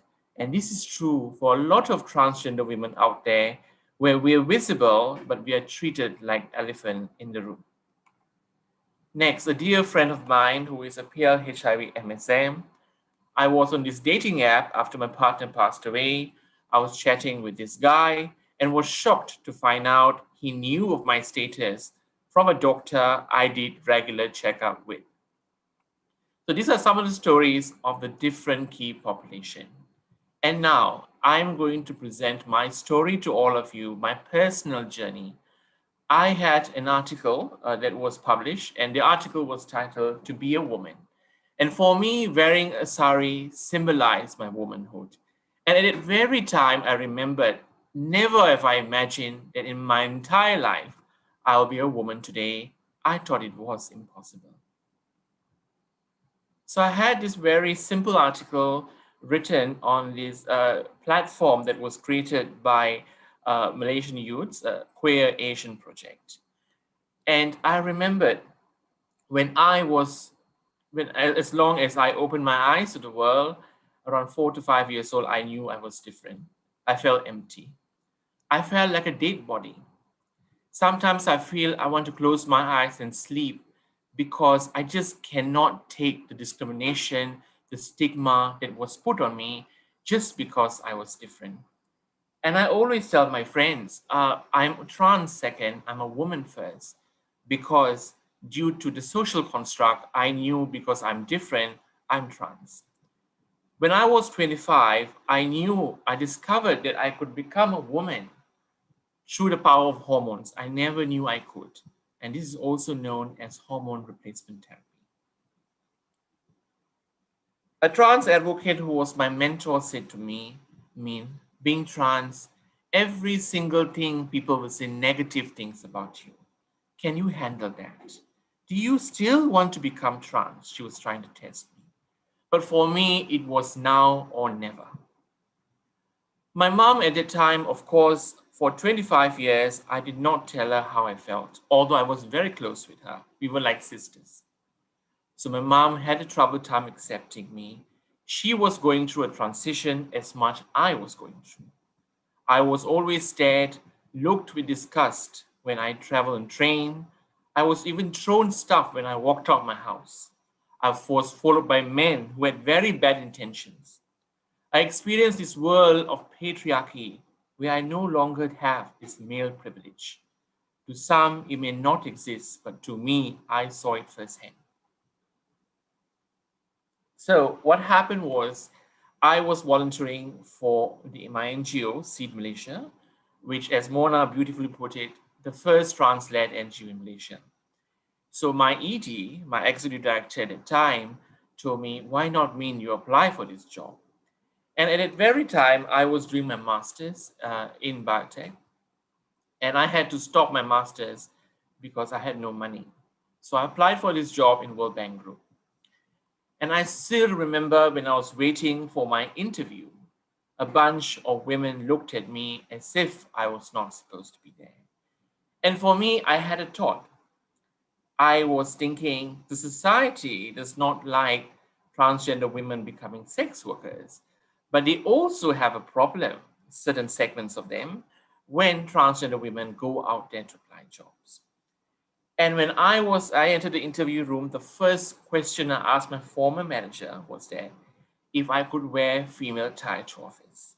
This is one question anticipated by fear by every trans person waiting for that answer. I couldn't believe myself until now, when my former manager said, you can wear anything you want. For the first time in my life, a trans person in their career are allowed to be themselves. And that's a beautiful thing. And let me share something with you. I have a friend who works in a bank. She's greatly talented, but she's hindered by the fact that she could not be herself. She has to wear a male wig and she has to dress as a man.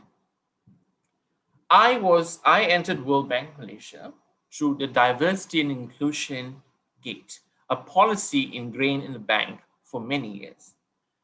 In the bank, I was referred to by female pronouns, and my former office coordinator sat me down one day and said, Min, you are a girl like all of us. You are a girl like me. And don't worry, you are also like everybody else here. Do not think you are different. My email name was even allowed to be changed, even it was different from my legal name. To be honest, this job, getting it was tough. The job description was not related to my experience nor my studies. As you know, I was from a biotech background and I am walking into an admin world. but I proved to everybody I could get the job done. I learned everything from big zero from scratch. And nearly 2.5 years at the company, I received 3 sport awards. And one of them was because I handled this event and my team leader helped me to get an honorable mention, which was not from my unit, but a unit that was from DC. I also volunteered because I came from this gate of D&I. I decided to do something to serve. 2 minutes. Serve. Okay. Yeah. I know. Okay. To serve as a rep, and this is my second year. I also, after that, became an exco of my NGO, Seed Malaysia, which was the first platform that I had in terms of work life. And recently, through election, I was elected exco member of Malaysian AIDS Council. And not only that, I do so many things. I dabble in stand-up comedy, not because I'm funny or not because I've become famous, but because I want people to know out there about me. I want people to know out there about my community and people to respect and understand them and respect and replace hate with love. To youths out there, my advice to you, do not ever give up. To young trans out there, you may never know what is in store for you. Thank you. Wow, excellent. You were on time, Manisha. Thank you so much. And that was such a wonderful sharing of your experience. So before we move on to the next speaker, I think there are some poll questions. Is that correct? Manisha, can you, yeah, thank you. So everyone, please participate. We would like to understand your thinking behind stigma discrimination. The first question is, it is important for people living with HIV to declare their status to everybody. True or false? And the second question is, education is one of the basic human rights. True or false? And the third one is, stigma and discrimination will affect the mental health of people living with HIV. True or false? So we'll give you some time to respond, and then let's have a look at the results shortly.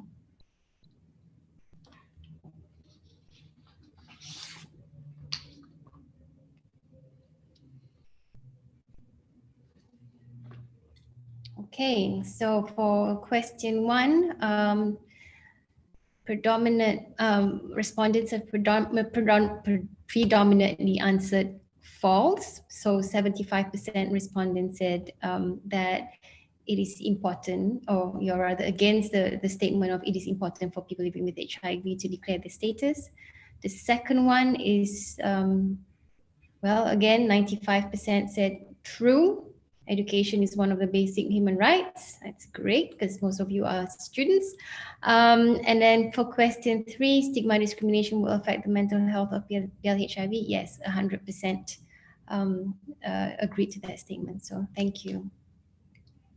So let's close that. So let me introduce you to Hadra. Hadra is a qualified counselor with experience in a wide range of disciplines involving mental health and behavioral modification.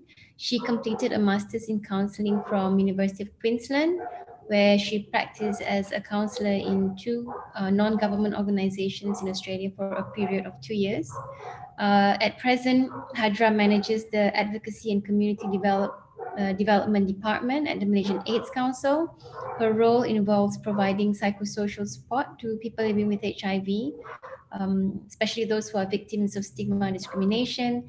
She advocates for the rights of people living with HIV, and she promotes the overall improvement in the quality of life for people living with HIV. So Hadra, please share your screen and proceed.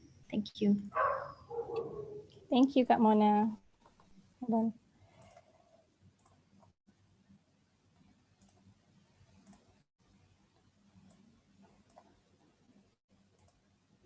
So I reckon everybody can see my slides. Okay, Assalamualaikum and a very good afternoon, everybody. Thank you, Kak Mana, for the kind introduction. So I'm just going to jump right into it. And if you have any questions, feel free to ask. Okay, so what I'm going to talk about today is, unpacking some of the issues in regards to discrimination.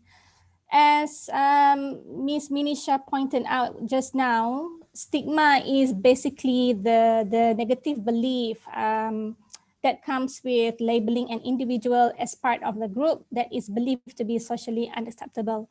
And discrimination is the behavior as a result of it. So how SND, stigma and discrimination, impacted the life of PHIV. So you can see that most of their basic rights are being denied, especially in terms of employment, education, and so on and so forth. And I'm sure that all of you are aware that more than 70% of PHIV are those within the age of 20 to 39 years old, and they are within the productive age. So the prolonged impact of SND can greatly, can greatly affect the quality of life of people living with HIV. So this will eventually cause the HIV to withdraw and putting them away beyond the reach of support services.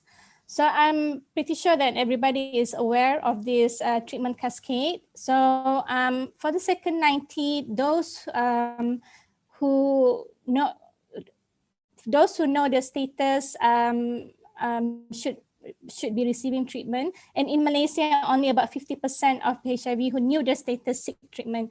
So we can say that it's probably attributed to two factors. The first one is maybe the lack of knowledge, and the second one is definitely stigma and discrimination.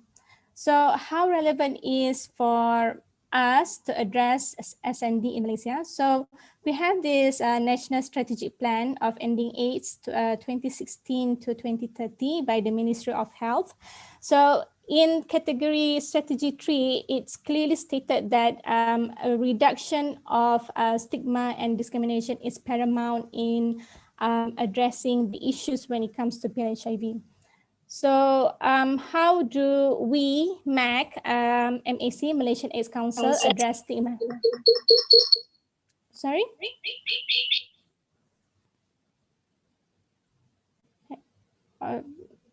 Okay, so how do Malaysian AIDS Council address stigma and discrimination? So we have a mechanism, what we call as the incident reporting mechanism, where PHIV reported incidents that happened to them.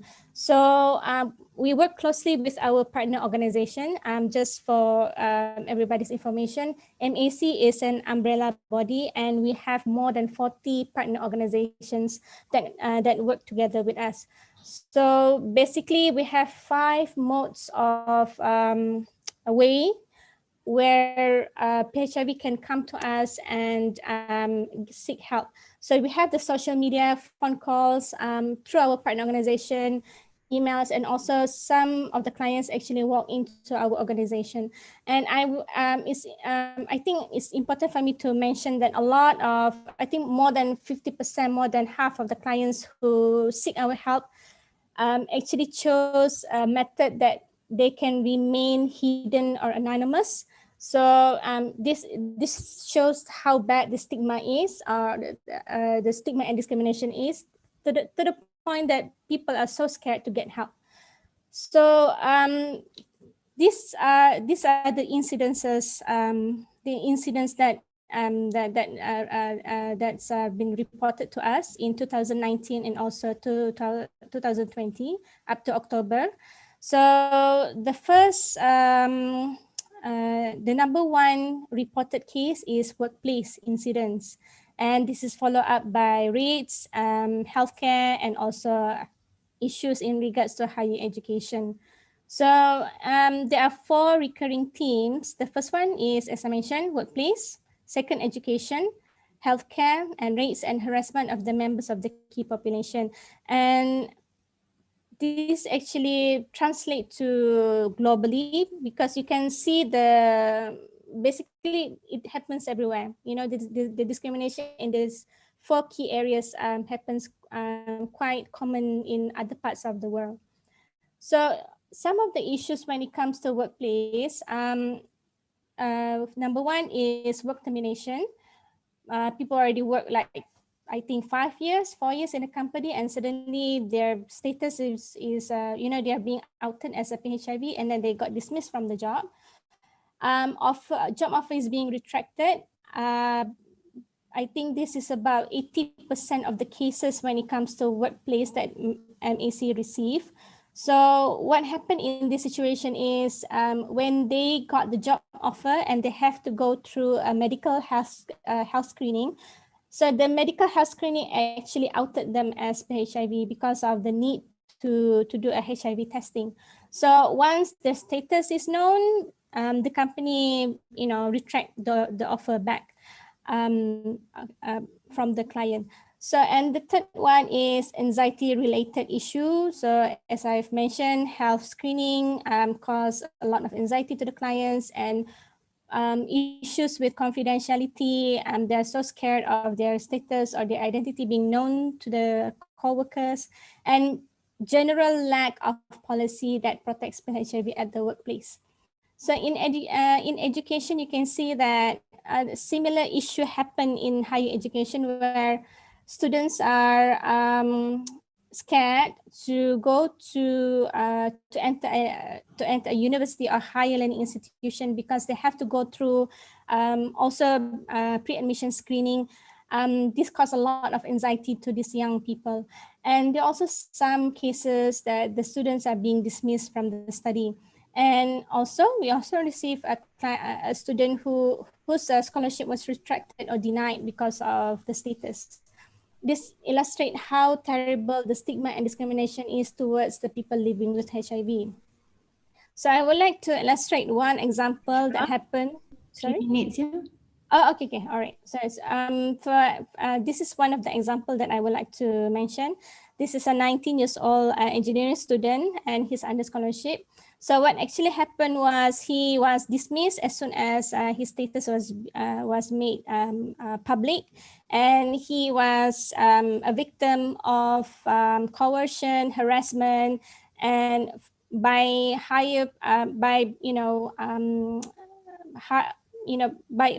several individuals from the college. So we managed to settle the issue amicably, but of course it already caused a severe mental health issue to this student. Just be mindful that this is a kid, he's 19 years old. All right, so another one is discrimination in healthcare setting. Also, when it comes to privacy and confidentiality, and there's also the unsolicited advice. For example, you know, the clients go to clinic and they were asked to bertaubat, balik ke pangkal jalan and sebagainya. And this happened quite common. And as I've mentioned earlier, there's also the issue with health screening at the workplace in private setting. So, so some of the discrimination when it comes to rates and harassment of the key population, I realized from one of the questions that I think somebody asked about whether TG is part of the HIV population or something like that. But I just like to clarify that in Malaysia, the HIV actually occur in 4 primary targets. It's a concentrated population concentrated between the PWIT community, MSM, PWIT, people using drug user, MSM, TG, and also female sex worker. So there's a lot of harassment rates and arrests that cause this community to retreat from the public and not being able to access to the health services. So PHIV in the era of COVID, what we received from so far in 2020, a lot of the cases in regards to PHIV and COVID is in regards to the workplace. A lot of them are so scared that they might be the first to go if there's a restructuring of the company, so they might be the first to go. So Of course, pandemic affected everybody, but somehow it's the situation is amplified when the stigma and discrimination is somehow amplified during COVID-19. So there's also a lot of anxious young people calling in seeking mental health support from people in MAC. So for some of the work that we're doing in tackling stigma and discrimination in MAC, we give psychosocial support, we mediate if there's a client being dismissed from work, and we also advocate for the client's right by engaging with the relevant stakeholders. So, and for the ongoing advocacy work in tackling SND, so my colleague, Dr. Ratish, will talk about the anti-discrimination bill at the workplace. So we are also working on trying to work on education policy to protect young people in the higher learning institution, and also just to put it out there that there's a special section called as HIV and Islam, where we engage with religious authorities to support the treatment care and support of the HIV. This is very important because more than half of people living with HIV are from the Malay and Muslim background. So what can we do? What can the public do? What can all of you do? Is first, everybody can play his or her role in advocating for the rights of HIV. Be informed. Everything is evidence-based argument, because if you stick to evidence-based, you can't go wrong. And be sure to have empathy and unconditional positive regards, no matter who you are engaging with. I think that's all from me. Thank you very much. Thanks, Hajra. That was great. A little bit over time, but sorry, there was a lot of information, and there were very critical information. And I think the sharing of the actual cases that's occurring in our community is critical, so that everybody has an idea of where discriminatory practices are most experienced by our community. So I think we'll move on to the next speaker, Dr. Ratish. Dr. Ratish is a microbiologist who's now working in HIV and AIDS. He has professional experience in both scientific research and public health. Dr. Ratish graduated with a Bachelor of Science in Biomedical Science, and he has a PhD in microbiology from the University of Adelaide, Australia. He currently heads the Department of Malaysian Business Consortium on HIV and AIDS at the Malaysian AIDS Foundation, and he focuses on HIV workplace policies and ending HIV-related workplace discrimination in Malaysia. So before Dr. Ratish starts his presentation, I believe he also has some poll questions. So the first question is, do you know of someone who has experienced any form of discrimination at his or her workplace due to his or her HIV status? Yes or no? And the second question is, a person living with HIV is eligible for medical insurance coverage in Malaysia. True or false? And then the third question is, Malaysia needs a law in place to prevent all forms of discrimination of people living with HIV employees at the workplace. Agree or disagree?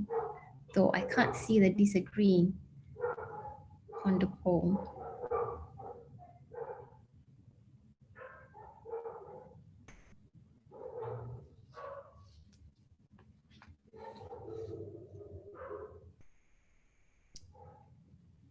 Okay, let's look at the feedback. So for question one, no, most of you, 80% of the participants do not know, but it'll be interesting to find out from the 20%, what are the stories behind that. Now, the second question, a person living with HIV is eligible for medical insurance. 57% says true, and 43% said false. And for the last question, Malaysia needs a law in place. Everyone agrees. Great. Thank you very much. And Dr. Ratish will be sharing with us his experience in working on both law, policy, and workplace regulations. Please, Dr. Ratish.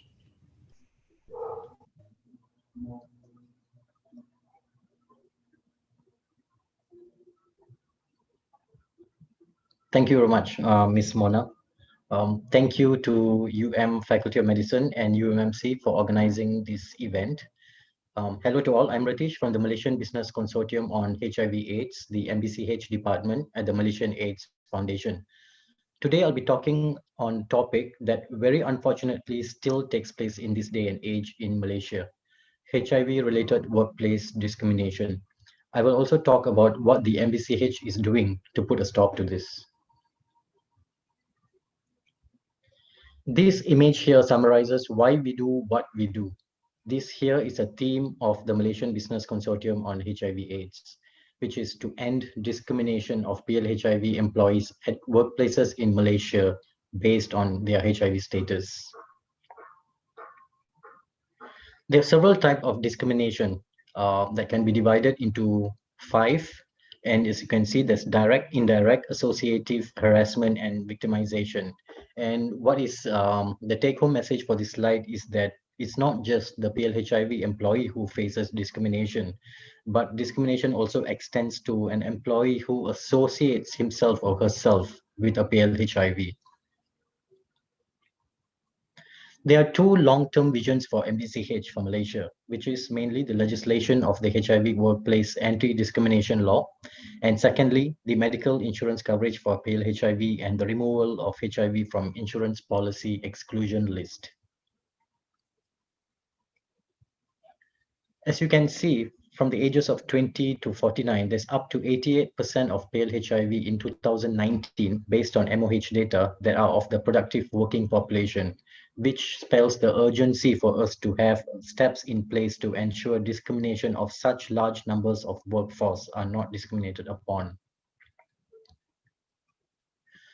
I will talk firstly about the legislation of law. Currently, the Malaysian AIDS Foundation, specifically the MBCH department, we are working together with the Malaysian AIDS Council to end HIV and discrimination at workplaces in Malaysia through a law. There is currently no law in place in the country that specifically focuses on PLHIV. So we are currently collaborating with the Ministry of Human Resource to draft a regulation under the Employment Act. And this law is strictly a workplace related law. The regulation is being drafted by the law firm GM Tan and Company.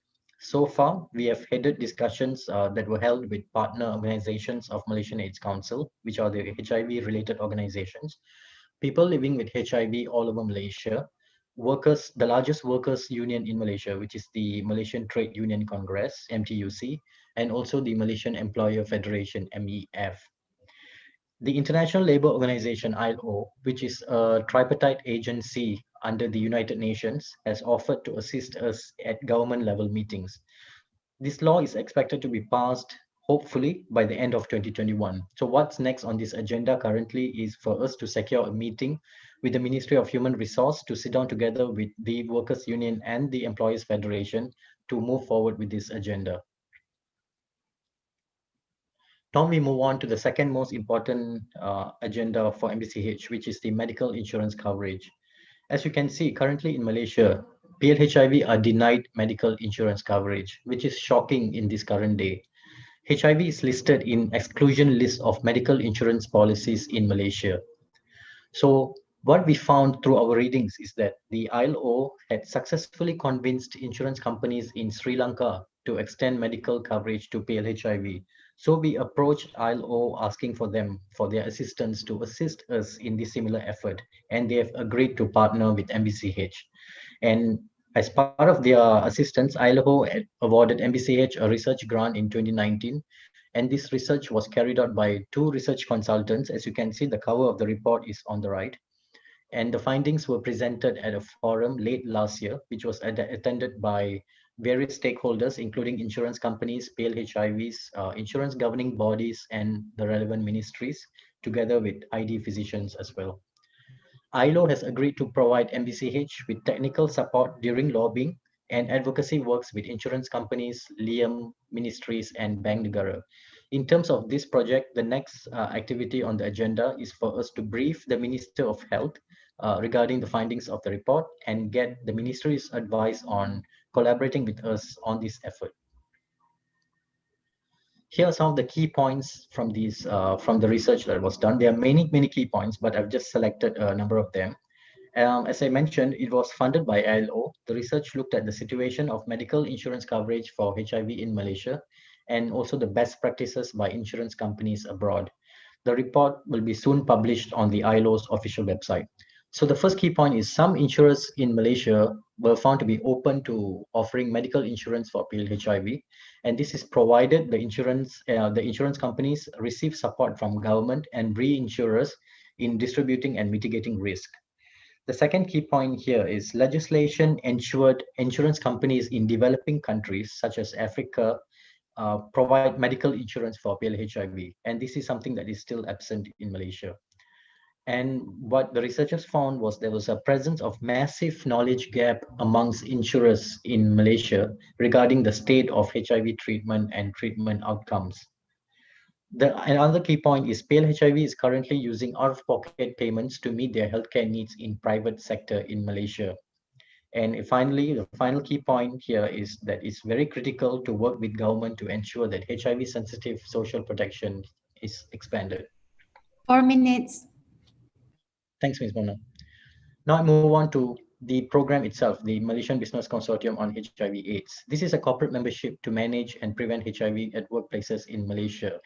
So we encourage businesses throughout Malaysia, SMEs and large corporates to take up this program and have a HIV workplace policy in place. So what they get in return from our department is they get a tax exemption, they get HIV and STD awareness training for all of their employers and employees, and we assist them in drafting framework of HIV workplace policy. And also it's an opportunity for the corporates to do CSR in the HIV related field. Here are the key collaborators and corporate advisors. We work very closely with the Department of Safety and Health, DOSH, at the Ministry of Human Resource, as well as with Ministry of Health. And our corporate advisors are some of the largest companies in Malaysia: GSK Pharmaceuticals, Petronas, Sime Darby Foundation, and Hilton Group of Hotels. And we are also a key component of the ASEAN Business Coalition on AIDS, which consists of a business coalition on AIDS of every ASEAN member country. This slide here summarizes some of the main activities of MBCH. So far we have more than 20 MBCH corporate members, but of the 20, 2 of them have a company-wide HIV workplace policy in place, which is Petronas and Carex Berhad. As I mentioned, we work on legislation and the medical insurance projects. We have international collaborations with the Global Fund, which funds the legislation project, and the ILO, which funds the insurance project. We do research studies on these topics, and we have representation at global forums, for example, the International AIDS Forum, and also the MBCH represents Malaysia at ASEAN level HIV/AIDS at workplace meetings. How can you help? Create a better awareness of HIV and AIDS amongst your family and friends. This is the most crucial key, I guess. And never discriminate an employee colleague due to his or her HIV status, because this employee could be the sole breadwinner of his or her family, and this job could mean everything to them. Education and awareness will end HIV workplace discrimination. Be inclusive regardless of your health status, and be supportive of efforts to fight HIV discrimination, such as laws and policies. Do get in touch if you have personally experienced HIV-related workplace discrimination.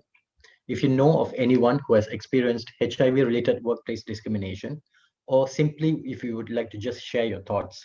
So do get in touch, do take down my email. I'm Retish, and do get in touch with Ms. Hajra from the Advocacy Department as well.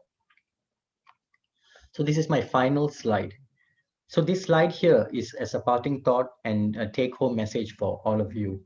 If one day an employee or a colleague confides in you that he or she is HIV positive, would you be comfortable working with him or her? From the sessions today, I hope you have learned that it's extremely important to know the correct facts on HIV and AIDS, because better education and awareness is the single most important key to ending HIV discrimination.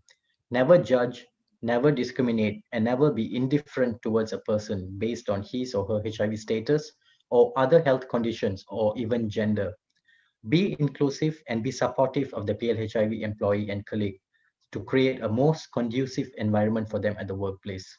this is the most important. It is most important that the rights of people living with HIV are respected in the workplace throughout the country. Thank you.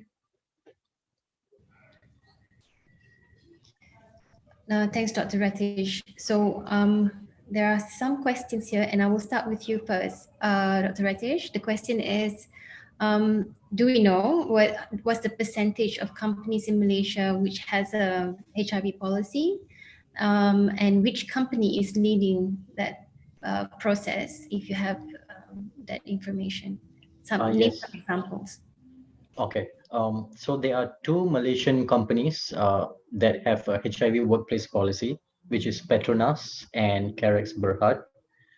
That's the locally owned companies, whereas a number of other companies such as Coca-Cola and Standard Chartered, quite a number of MNCs have a company-wide HIV workplace policy. But in terms of local companies, it's just Petronas and Carex. Excellent, thank you so much. And the next question is for Minisha. What is your worst experience of stigma and discrimination, and how did you handle it? Minisha? Hi. My worst experience, I think, was what I explained in my slides. As soon as I was early in my transition, I had people throwing me things, people following me, and I think one of the worst that I still feel very affected is by my voice, and people call me abang, misgender me. So it's something that I still deal with very harshly to today.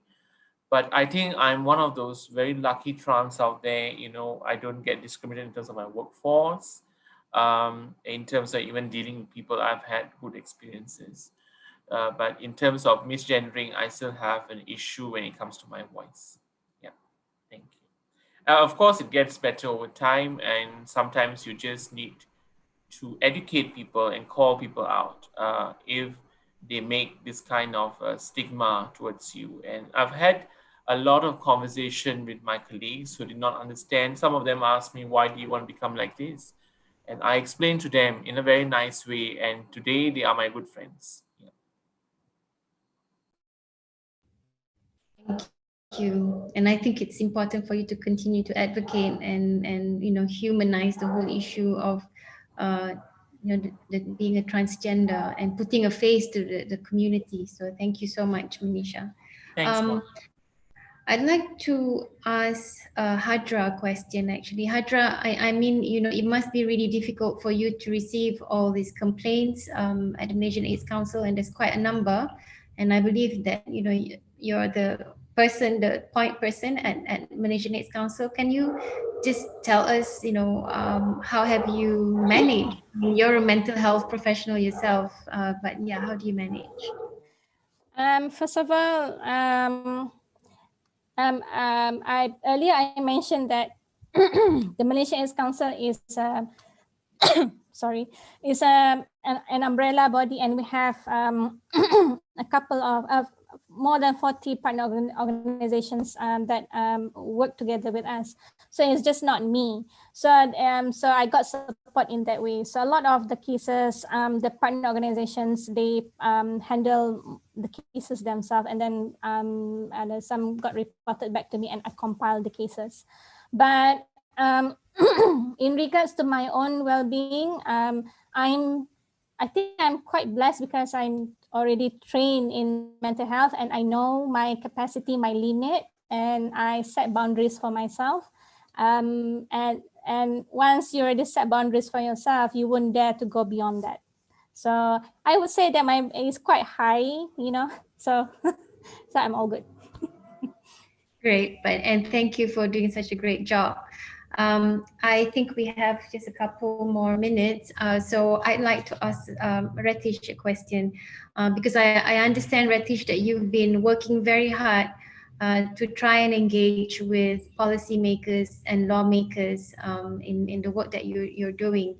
And some of our medical students will eventually go into public health, and health policy is such a huge issue and a difficult one. So can you tell us your experience in working with the government organizations and also lawmakers? Yes. Thanks, Ms. Mona. Ratish, you still there? Yes. Can you hear me?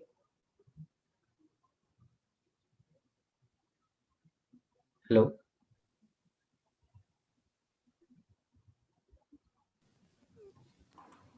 Yes, Ratish, please go ahead. Yeah, we can hear you.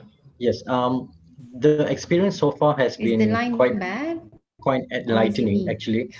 What we found that was a large number of them, Yeah. for example, not the Ministry of Health, but as in the other ministries and members of parliament, we have actually even approached members of parliament. They don't see the sense of urgency to this matter because it's HIV. And what we found was that there was a great lack of education and awareness absent when we meet policymakers and lawmakers. So how we have a two-step approach to this. First, we educate them, we brief them on the current progress that HIV treatment has made, and then we show them the data, and then we go on to present what is on the agenda. So we have done that so far. So they are actually quite receptive of the data and the statistics that we show, and they are actually quite grateful. And thanks to that, they are very supportive. The lawmakers, the ministries, Ministry of Human Resources, Ministry of Health, Ministry of Finance, even Bank Negara, they are very, very supportive of our work. So far we have had a good experience working with them. Well, that's good to know. Thank you. So I think to summarize the sessions by our three speakers, it is important for us to be cognizant of the fact that HIV is not just a disease. It requires a multi-sectoral approach because there are so many cross-cutting issues.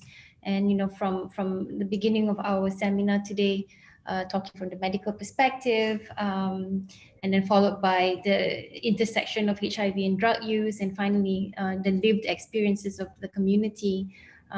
It's really important for all of us to continue to educate our family members, our friends, so that we remove the stigma and discrimination towards HIV, and also try to normalize HIV because it is a treatable disease. We don't have treatment, but we can prolong lives. So I believe that there are no other questions, so I'll hand the session back to our colleagues at the Faculty of Medicine. So thank you for having me, and thank you to all my speakers. You guys have been wonderful. Thank you.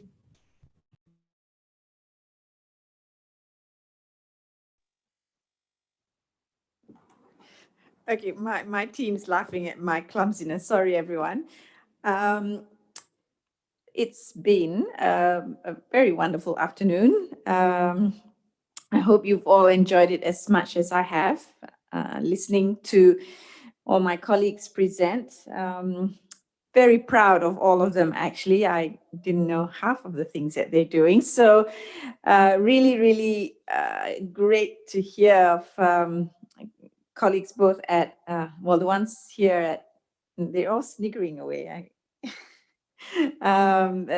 Colleagues here at UM and also at MAC and MEF doing to advance the protection, prevention and treatment of HIV for all our communities out there. And I certainly learned a lot, and hope you all do too. I think we've broken some barriers here today in terms of speaking about some unspeakable things like, sex, drugs, U equals U, gender identity, drug use again, sexualized drug use. So I hope we will be able to continue this conversation, because unless we are open about it, unless we acknowledge that we have these issues amongst us, then it'll be very difficult to deal with it and to protect those who need protection from becoming infected, and if they've become infected, to encourage them to come forward for treatment, or even those who are using substance to come forward for treatment.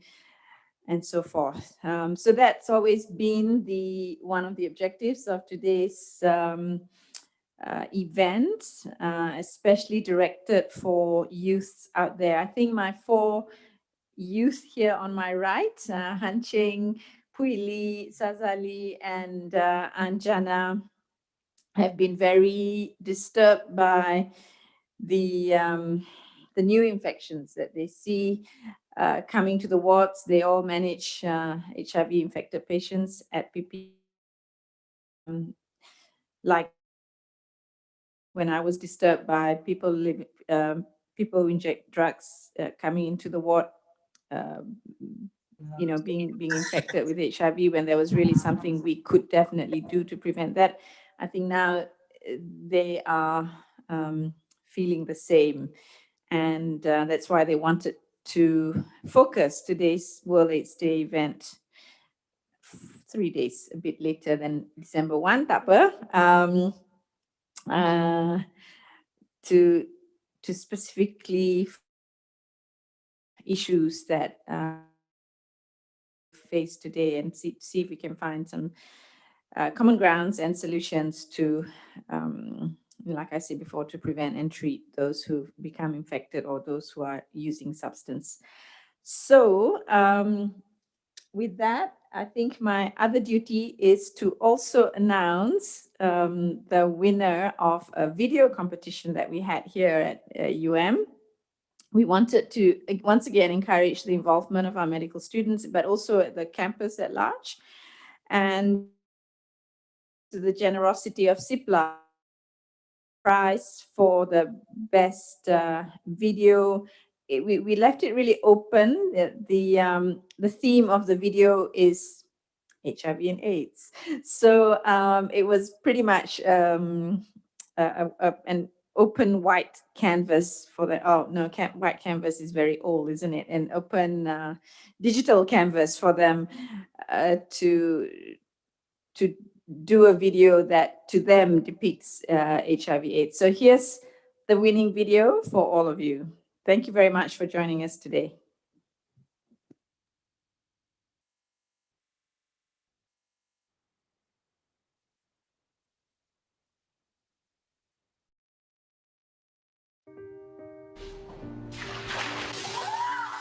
I don't deserve any of this. Hi, I'm Megan. I'm 17 years old, and welcome to my miserable life. This is how my life looks like every single day, whispers down the corridor. Bracing myself before entering the classroom for the endless torment that lays ahead of me.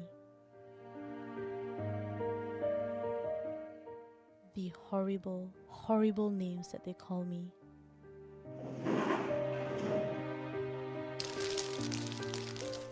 It just never stops. I try to forget about my pain by putting all my focus into my studies. In my mind, it almost feels like I'm making up for the disadvantage that I was born with. Class, the result is out. Congratulations to Megan for getting the best result of our class. Well done, Megan. But this couldn't be further from the truth. The reality is, no matter how hard I try, I'll still always be their target. I get hit over and over again by their physical and verbal abuse. I feel powerless. I can't even fend for myself.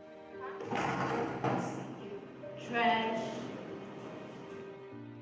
If only they knew my story, maybe then they would think twice before treating me this way.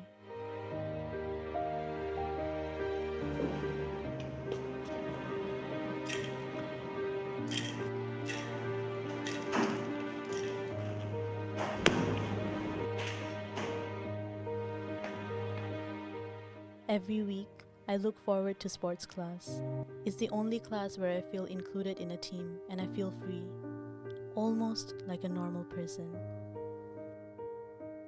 But some people still make my life hard. Why can't they just leave me alone for once?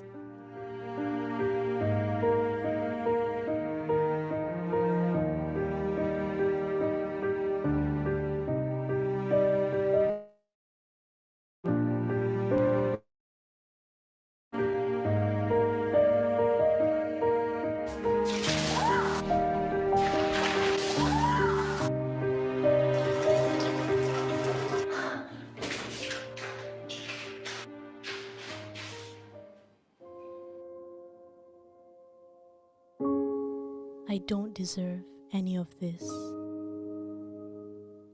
I tried so hard in life.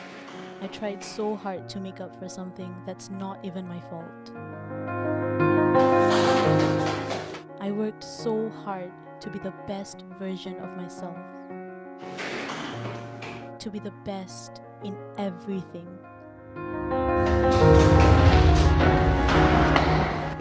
But what was the point of it all? I'm still treated like dirt. I still feel like I don't belong anywhere. Why can't I just be treated like everyone else? Why is it that no matter how hard I try, it's just not good enough? Why can't they understand that I don't?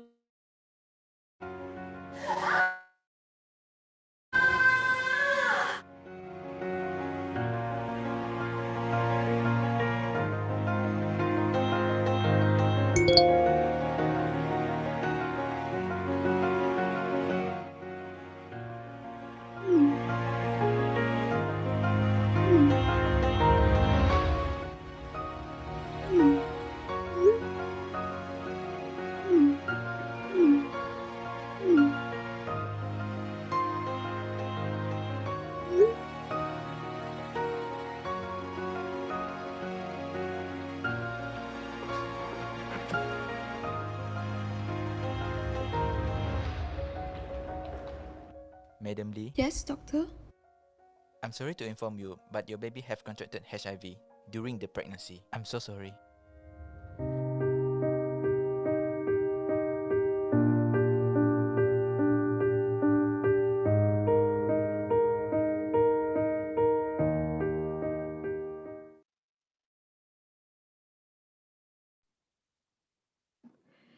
Congratulations to Team Discriminate, and we will contact you to get your prize money. Just before we end our forum, we would just like to ask everyone to please fill up our feedback form so that we can improve for our coming activities to come.